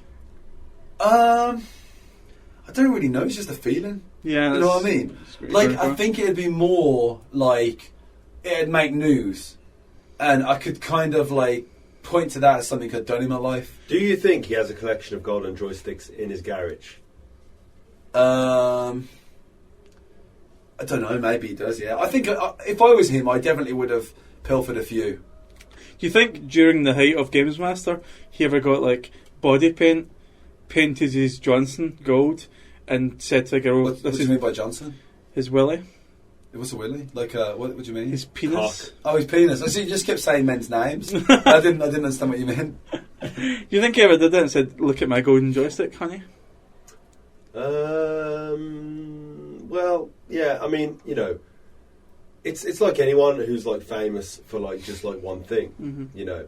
So I imagine that Mr. Motivator, you know, occasionally said, "It's got no pockets." "Would you like to feel my motivator?"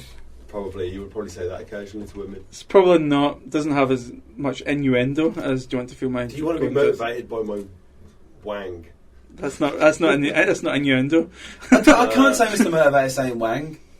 I think he would have just said penis. I think he's a knob man. No, I don't think people say it. I just because he seemed like a really kind of Mr. Blobby, what would he say? Knob, could blob, knob. Mr. Blobby didn't say anything. He just went. That's all he did. Blobby, blobby, blobby, blobby. Yeah, he would just keep saying blobby, blobby, blobby, and Noel Edmonds would just take it out for him. You know what I mean? Right. Yeah. Noel Edmonds would be just like, just get it out and just help out, but don't get it on my beard. You know what I mean? Yeah. A tidy beard. Do you think his arrival is spotted? Who knows? Yeah. I always assumed it looked like some kind of like novelty custard. You know what I mean? Some kind of pied spunk. Yeah. Pied skunk. It probably tasted of strawberries, but a bit smoky for some reason. I don't know why. Yeah, it's like a combination of bacon and yogurt. Yeah. Nice. What a freak. Yeah. Write this down. We're going to put it in the highlights. Right, next news story. Assassin's Creed Unity is locked at 900p.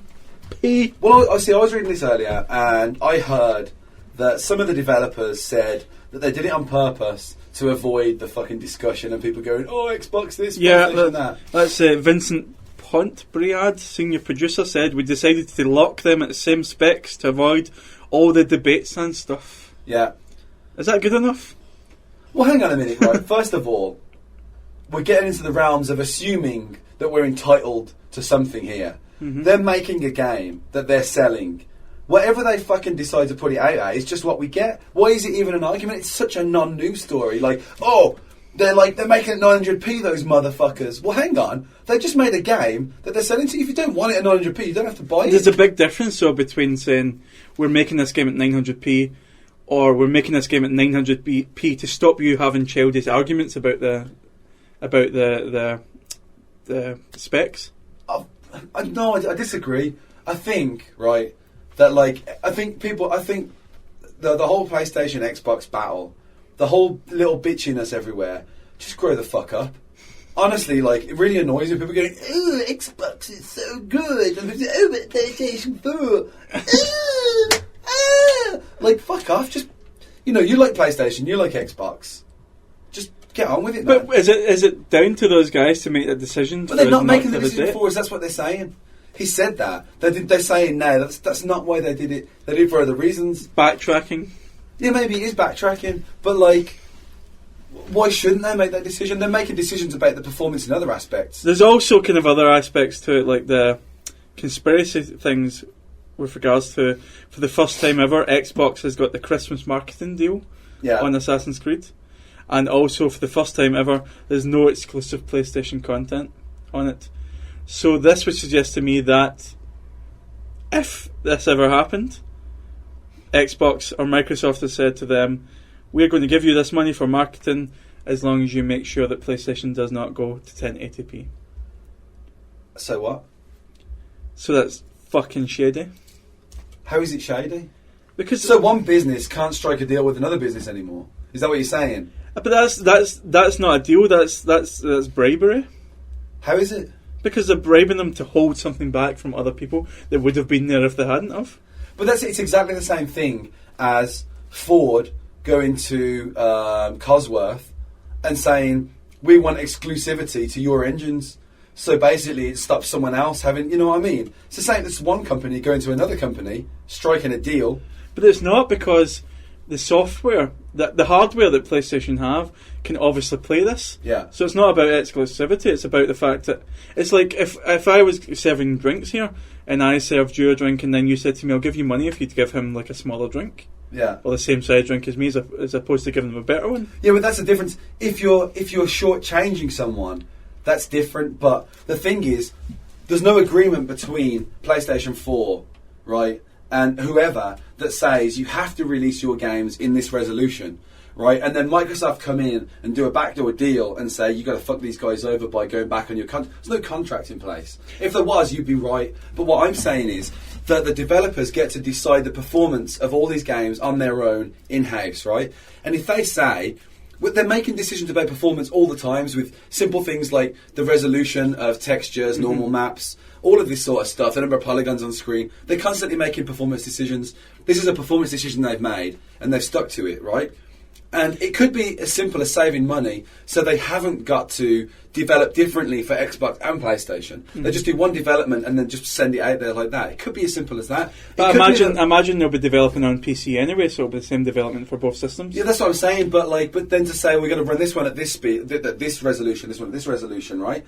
Like maybe Microsoft did go in there and sabotage maybe they did sabotage it. But to me, I sort of think that's business. It's not shady. Because Microsoft tomorrow could say, yes, we did do that, and no one could do anything about it because no one's broken any laws. But don't you think that would be such a kind of underhand tactic for Microsoft? You're talking about underhanded tactics in terms of Sony, who fucked us over with fucking Blu-ray, man. So Sony can fuck right off. They look like if they start going, ooh, Microsoft to sabotage. But this is not. Then fuck you, man. You fucked the world over with Blu-ray. So but this is not about Sony as a company. This is about people that own a Sony PlayStation 4. And this is about consumers. Yeah. You mean like the consumers that Sony fucked over when they decided to bring out Blu-ray and fuck over DVD HD? So now they're getting fucked over by Microsoft as well. I couldn't give a shit. I just like whatever, man. But it's like for me, you're talking about 180 pixels of resolution. Just fucking get over it. But for me, like the decision comes like if there wasn't anything, what would the specs? If they weren't avoiding debate, then maybe they'd have gone to 1080. What would the specs have been? And for me, if you're limiting something to avoid debate, you're selling the customer short. Okay, first of all, right. Let's say they did do it to avoid debate. Mm-hmm. Maybe it was a bad decision. This guy could have spoken out of turn. Yeah. That. And obviously we're not suggesting that Microsoft have done this. We're just conspiracy theories again. Yeah, no, but all I'm saying is, on both counts, I think that people are being very entitled about it. People are saying, well, my system is capable of running 1080p, therefore, I want my fucking games at 1080p. Shut the fuck up, you're not entitled to this game at 1080p. No, but it's not about entitlement to me, it's about what it would have been if they hadn't have locked it. The PlayStation owners are not entitled to 1080p, but they could feel aggrieved if they were going to get 1080p, and then they didn't because of this decision from what do you call it, Ubisoft. You say that they held it back politically so that it didn't overshadow other releases. Other releases on a format that they've got joint marketing deals with for Christmas. Right. And the fact that they've not got exclusive content on the PlayStation. I don't care about the P's. I mean, I don't give a fuck. But it's just a kind of to me it just seems like an underhand way of doing something. It just seems like it doesn't feel good. You know what I mean? It feels as if they've fucked people over. But if they're locking it at 900p, then surely the frame rate is going to go up slightly anyway. Yeah. So you're going to get a slightly more fluid playing experience anyway. So I sort of think, well. It's one of them things where I think this isn't really a story. On both counts, first of all, if they did lock it in, right, that's a business decision they made. It's got nothing to do with us. They brought the game out. That's the product. That is the product. We could always say Ford have got the capability to make engines with a bigger engine capacity, but they limit us to this. What the fuck is this? But it's about the motive. It's about the reason why they're doing it. Yeah, but that's the story. Yeah, and then I'm saying, on the other hand, if there is a motive, if it is that Jesus Christ, someone's getting attacked outside. If it is that Microsoft have gone in there and said, we want this deal, we've got this deal set up, blah, blah, blah, and we're gonna have this deal, so we basically wink into you, lock it in at 900p so that PlayStation don't outdo us on this one. Well, that's a business deal between two companies, and that's got nothing to do with us. It's got nothing to do with us, and to say it should be 1080p is an entitled attitude that I think is childish. In a way, it doesn't matter, because you've only got a few major players in the industry. So to form these sort of deals, where, the consumer suffers. But the consumer's not suffering, though, because people say the consumer suffers. But it's stupid, because the company exists to make games, to sell them, to make money. They're not there to entertain us. They're there to make money, right? The entertainment is a complete byproduct of them making money. Yeah. So we say that like it's a good thing. No, I'm saying it like that's reality, right? So if a deal has happened, and people say, the consumer is the one that loses out. And you say, no, we're still getting a game that we wouldn't have had before. You just want to live in a world where everyone's delivering the best that they can deliver. Yeah, it's like going to a bar and getting a drink and then getting charged to sit in the stool. You know what I mean? It's technically not wrong. It's technically not illegal. We only give you half measures here because we've got to deal with the one down the road where they give you a better measure. Yeah, and it's like there's nothing technically wrong with it. It's not illegal, but it just leaves you with a bad feeling. And I think consumers will be left with a bad feeling over this if it's true. Well, I don't think we're ever going to find out if it's true, but I mean, for me, if I'm buying that game when it's coming out, I'll have a bad feeling about it. Yeah. Well, I just want to go on the record and say I'm taking devil's advocate, and I think Microsoft are wankers for doing that. If that's what they did. We've got to have a fucking we've got to try and debate it. Yeah. But I sort of do actually really agree, though. I think it's shit. So speaking of people being wankers, devil's advocate. Yeah. Ding. Yeah. It's a good movie.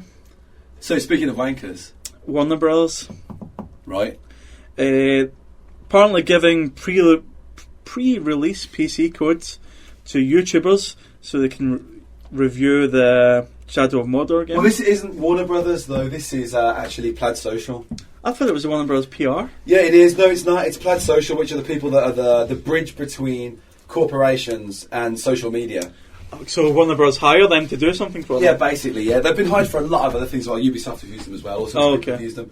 And it's them that are brokering these deals with YouTube streamers or YouTube sort of content creators to say, sign this contract. And they also can't divulge what was in that contract either.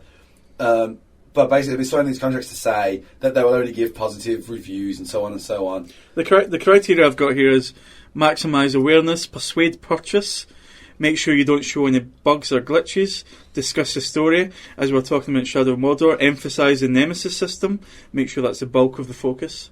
So basically that's what this company were trying to make YouTubers do. Yeah, I think in a way, if they'd have done this in a non-contractual way and given people a structure to try and follow, then I sort of think it'd be forgivable. But I don't want to say it's got anything to do with Warner Brothers. I don't think it has. No, okay. But I think they're not dealing with journalists as such. You know, if this was a thing that was happening with big magazine sites, then I'd say it's fucking terrible. You know, and it needs to be locked down now. And in essence, I think this could be this could be foreshadowing that. But at the minute, I sort of think you can't stop that. It is underhanded, but I don't think there's anything anyone can do about it because it's a private deal between a company and someone who's basically their product is that they are PR to the PR. So they're doing the same thing. The PR company is trying to promote the thing, so they're essentially hiring a YouTuber to promote it for them. Yeah. So it's just passing it down the line. So I don't think there's any ethical breaches as such, in a very pure sense.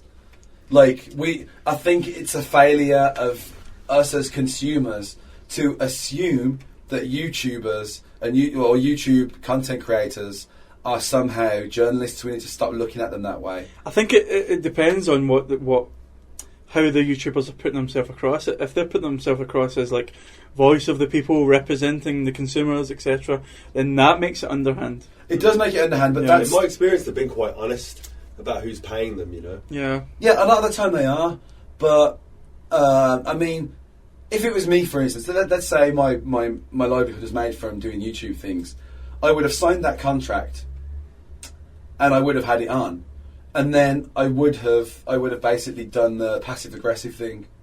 Do you know what I mean? Revealed. I would have revealed it by alluding or by saying I certainly didn't sign a contract that said anything like, you know what I mean, if I had have signed a contract like this, then I'm sure in that contract, you know what I mean, there's ways and ways of doing things.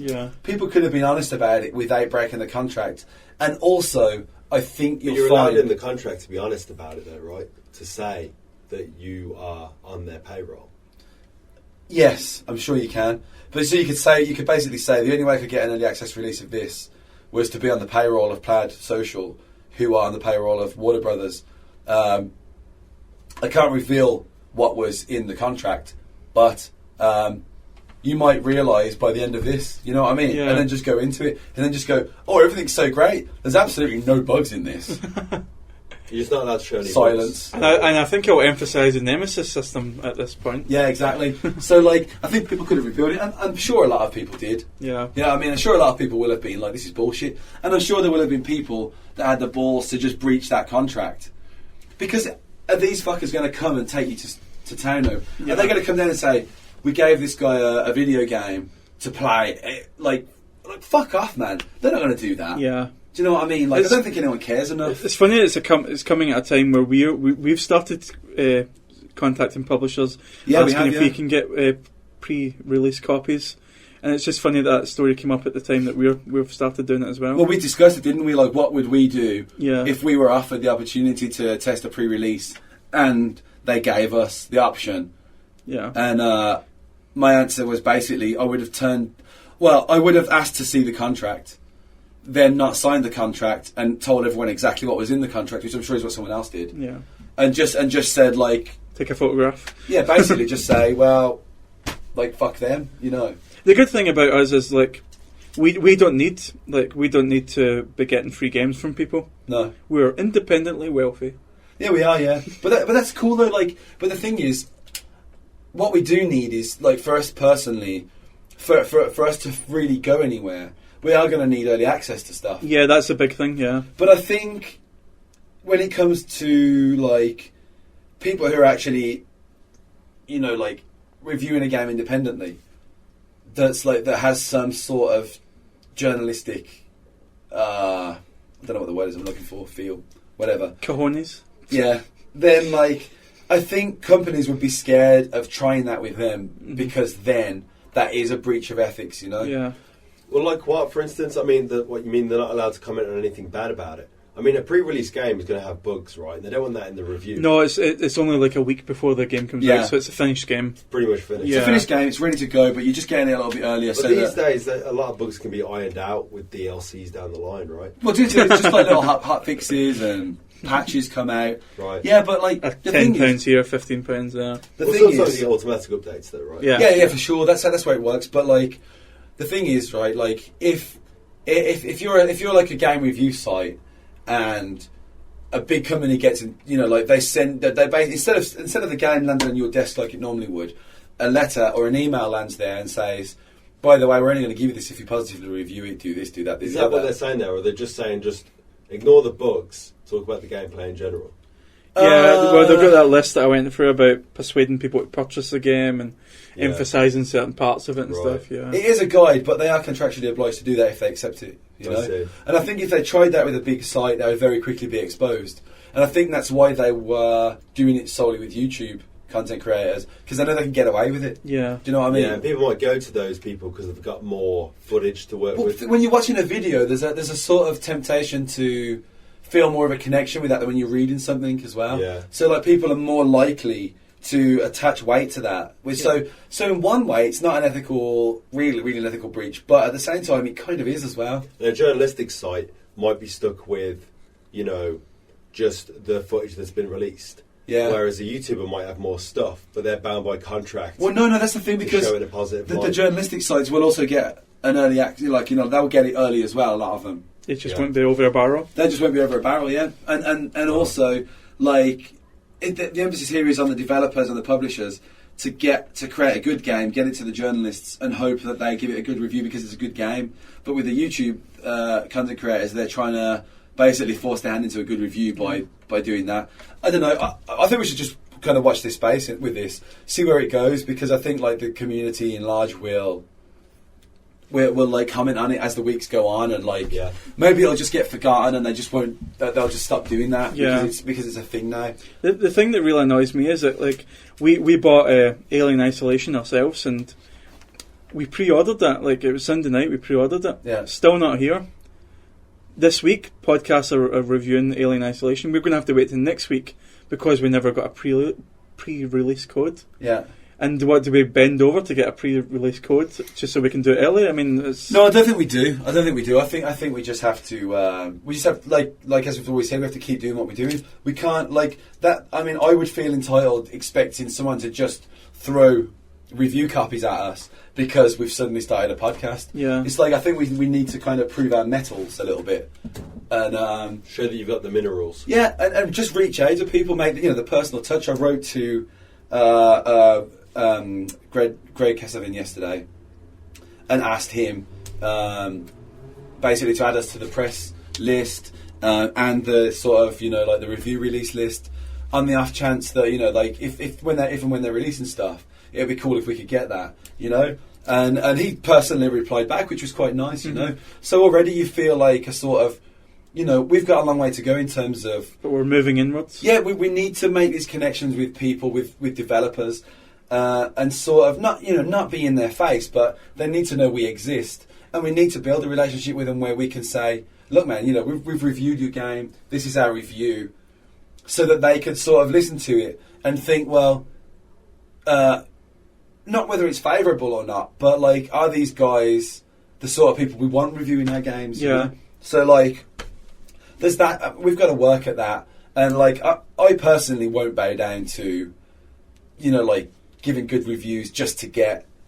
Like if I'd got that list, if I'd got that thing from the PR company, I would have just said, "Fuck off! I'm going to buy the game from GameStop." Exactly. Yeah, I'll wait a week to buy it. Yeah. So fuck off. Yeah.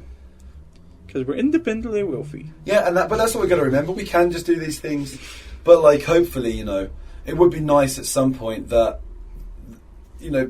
we will get early release, and then we can start to tackle the ethical question of what do we do with those copies? Yeah. Once put them in eBay. Once we've reviewed them. Yeah. What do we do then once we've reviewed them? Do we break them? Do we, fuck them off? Do we get rid of them? Because, do you know what I mean? Is it ethical for us to do this so that we can get free games? No. No. And if we do get sent out cool like little bits and bobs, what do? You know what I mean? That's down to us to figure out later on if that happens. But like, there's a lot of ethical questions with it. But I think that, in general, like, video game reviewers are some of the most honest people in like media. Cool. Well, that's what I think anyway. Good. Good. Anything else? Unity. The game engine Unity might be selling. You should have segued from me talking about Assassin's Creed Unity to Unity. To Unity, I could have, but I missed it, man. But yeah, Unity might be selling between 1 and 2 billion. Very, very specific. We're not that independently wealthy. Yeah, but there's a lot of sort of there's a lot of people interested. Google being one of those interested in buying that. Other than that, there's not really that much information other than that's what's happening. So what did Unity do? What did they make? Well, they do the 2D platform that quite a lot of Android games and sort of cell phone games are based on. Okay. And they've also got a 3D engine which is used for a lot of them as well. Mm-hmm. But it's like quite industry standard. There's actually a company right here in Bamberg called Uppiers, and they just use Unity 2D. That's all they really use to make like a lot of their games. So why do you think Google would be buying them? Why did Google buy anything? Because they've got lots of money. But like maybe they're interested in AI right now. They're interested in robotics. Game engines seems to fall into that category for me. If you're dealing with AI, why wouldn't you be interested in games engines? Yeah, because that's a good way to test AI before you start throwing it into robots. Mm-hmm. So to me, that makes sense. Yeah, I would say. Other news is we touched on it already. The Microsoft Forza DLC thing. People are pissed about that. They're drunk? They're annoyed about it. Even. Pissed off? Okay. But one thing I want to touch on, we've already talked about it, but one thing I want to go into is one of the cars is a 1988 VW Scirocco 16 valve, which is one of my favourite cars in the world. So I might buy Forza Horizon 2 and just buy that car, just so I can race around in it. And then have a shower afterwards? Yeah, and just have a shower. But also, the Forza Horizons 2 on Xbox 360 is getting none of the DLC. None of the achievements go towards Forza rewards. Basically, if they've sold the game to the 360 audience and then said, by the way, it's basically an amputee. You've got no chance of this going, you know what I mean? Like that's the same as Shadow of Mordor. And Shadow of Mordor on the last gen doesn't have the Nemesis system. The best part of the game, it doesn't have it. Yeah, well, I mean, that's just them trying to yeah. I agree. I think they're shafting people on that. New releases for the coming week? Coming week, what have you got? Borderlands, the pre-sequel, it's called. Yeah. So I'm pretty excited about that, but that's only a last-gen and PC game. Okay. I love Borderlands, great game. Peggle 2, did any of you ever play Peggle? No. It's like a game where you fire little blocks to create, like it's like a puzzle game. Yeah. Yeah, it's pretty good. It's coming to PS4. Okay. Sleeping Dogs, which was a last-generation game, is getting a rejig. It's getting a HD treatment. So I think I might get that. PlayStation 4 and Xbox One. Yeah. And the new game that looks fucking awesome, The Evil Within. Yeah, that's Bethesda, isn't it? Yeah. It does look pretty amazing. But like I can't help but feel like before I played it, very prejudicial. Like I just feel like that main character with the safe on his head. It's just like it's a bit too much like Pyramid Head. Do you know what I mean? Yeah. I was like, but I mean maybe I'm wrong. We all thought that Assassin's Creed Mordor thing, you're like, so maybe it's just me being a bit of a dick. Yeah. Which is not unheard of. Yeah.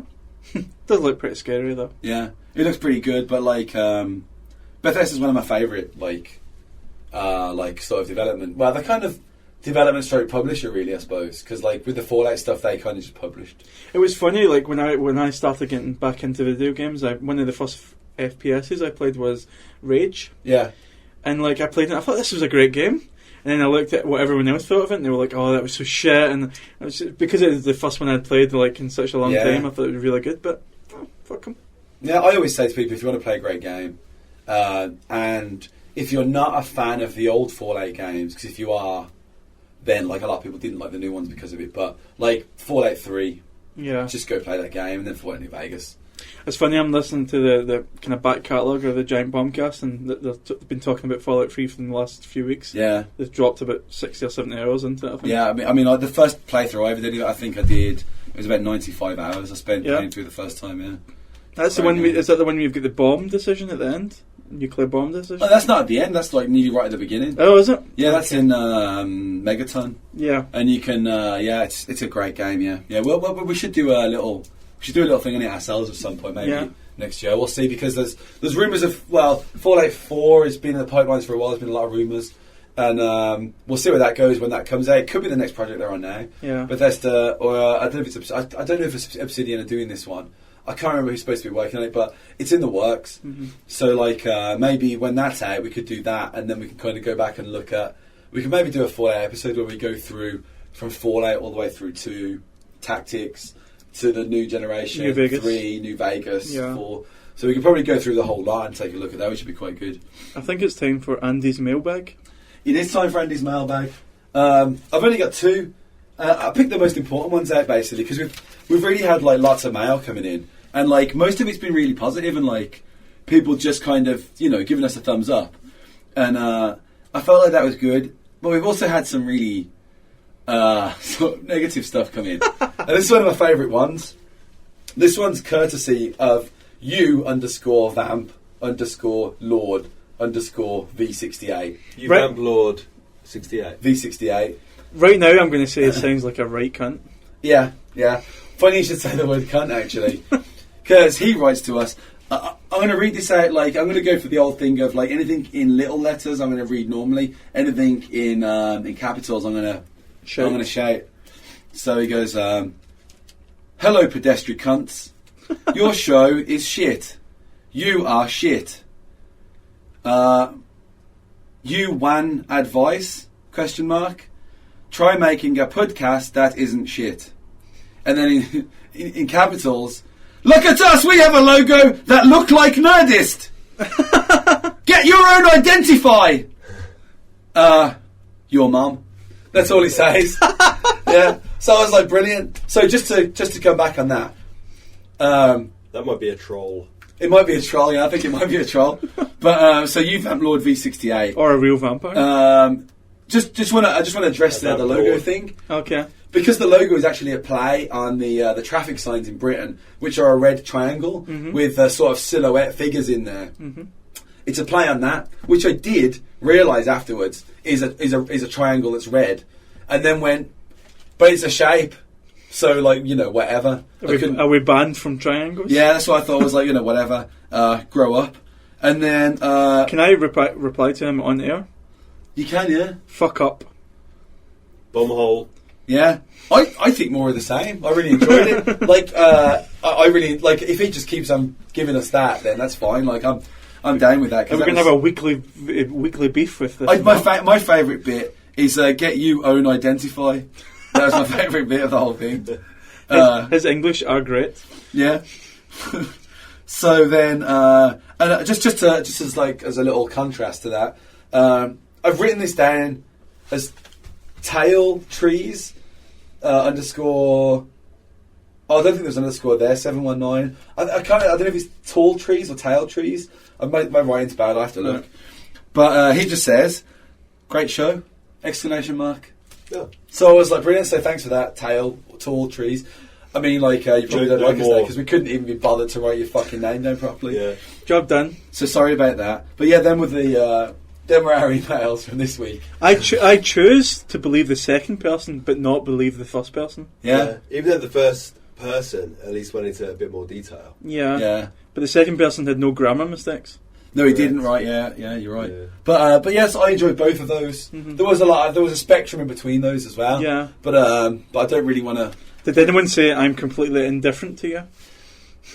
No, they didn't. But it'd be great if we did get that. Even if someone just tweeted that at us.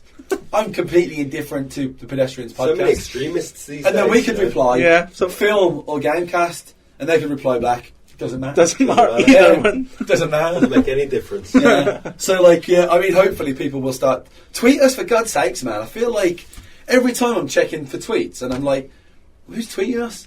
We're like a tweeper, like a leper, but a tweet. Just post in our tweet hole. Just, do it. Put your 140 characters in our tweet holes. Yeah, get in there. Or Facebook us. Indeed. Or actually, I read the toss and the T's and C's on Facebook, and they do specifically sort of ask that people do not use Facebook as a verb. Really? Yeah. So I'm taking that back. You could hit us up on Facebook. Hit us up. I mean, it was 2003. So you're breaking the terms and conditions if you use Facebook as a verb. I think it's only in written media, like if you print stuff, Facebook us on, stuff like that. That was an example, Facebook. I just won't mention them at all, then. Yeah. Ever. Yeah. Just in case. I mean, I'd be proud if people are using the name of my brand as a fucking verb. Yeah. Do you know what I mean? Google have got no problem with that. Yeah. Google, Google the shit out of it. Once you become a verb, once your noun becomes a verb... It's probably in the dictionary then. Yeah, that means, you become part of the common parlance. Yeah. And you're part of the modern age. That's acceptance on the grandest scale. It is, yeah. But if you reject that, then you're doomed to failure. Then Facebook you. Wow. Yeah. Let's just call them Bookface from now on because they deserve it. At Pedestrians on Twitter, Pedestrians on Facebook, Bookface. pedestrians@gmail.com. And also be sure to go and check out the site because in the next few weeks we are going to start developing that. Really, just help us help you. Indeed. Yeah. I'm going to put a photo of myself on... What? On what? I'm not. Okay. Is there anything else? No. No. Prick. Prick. Prick. That's just the podcast. Yeah.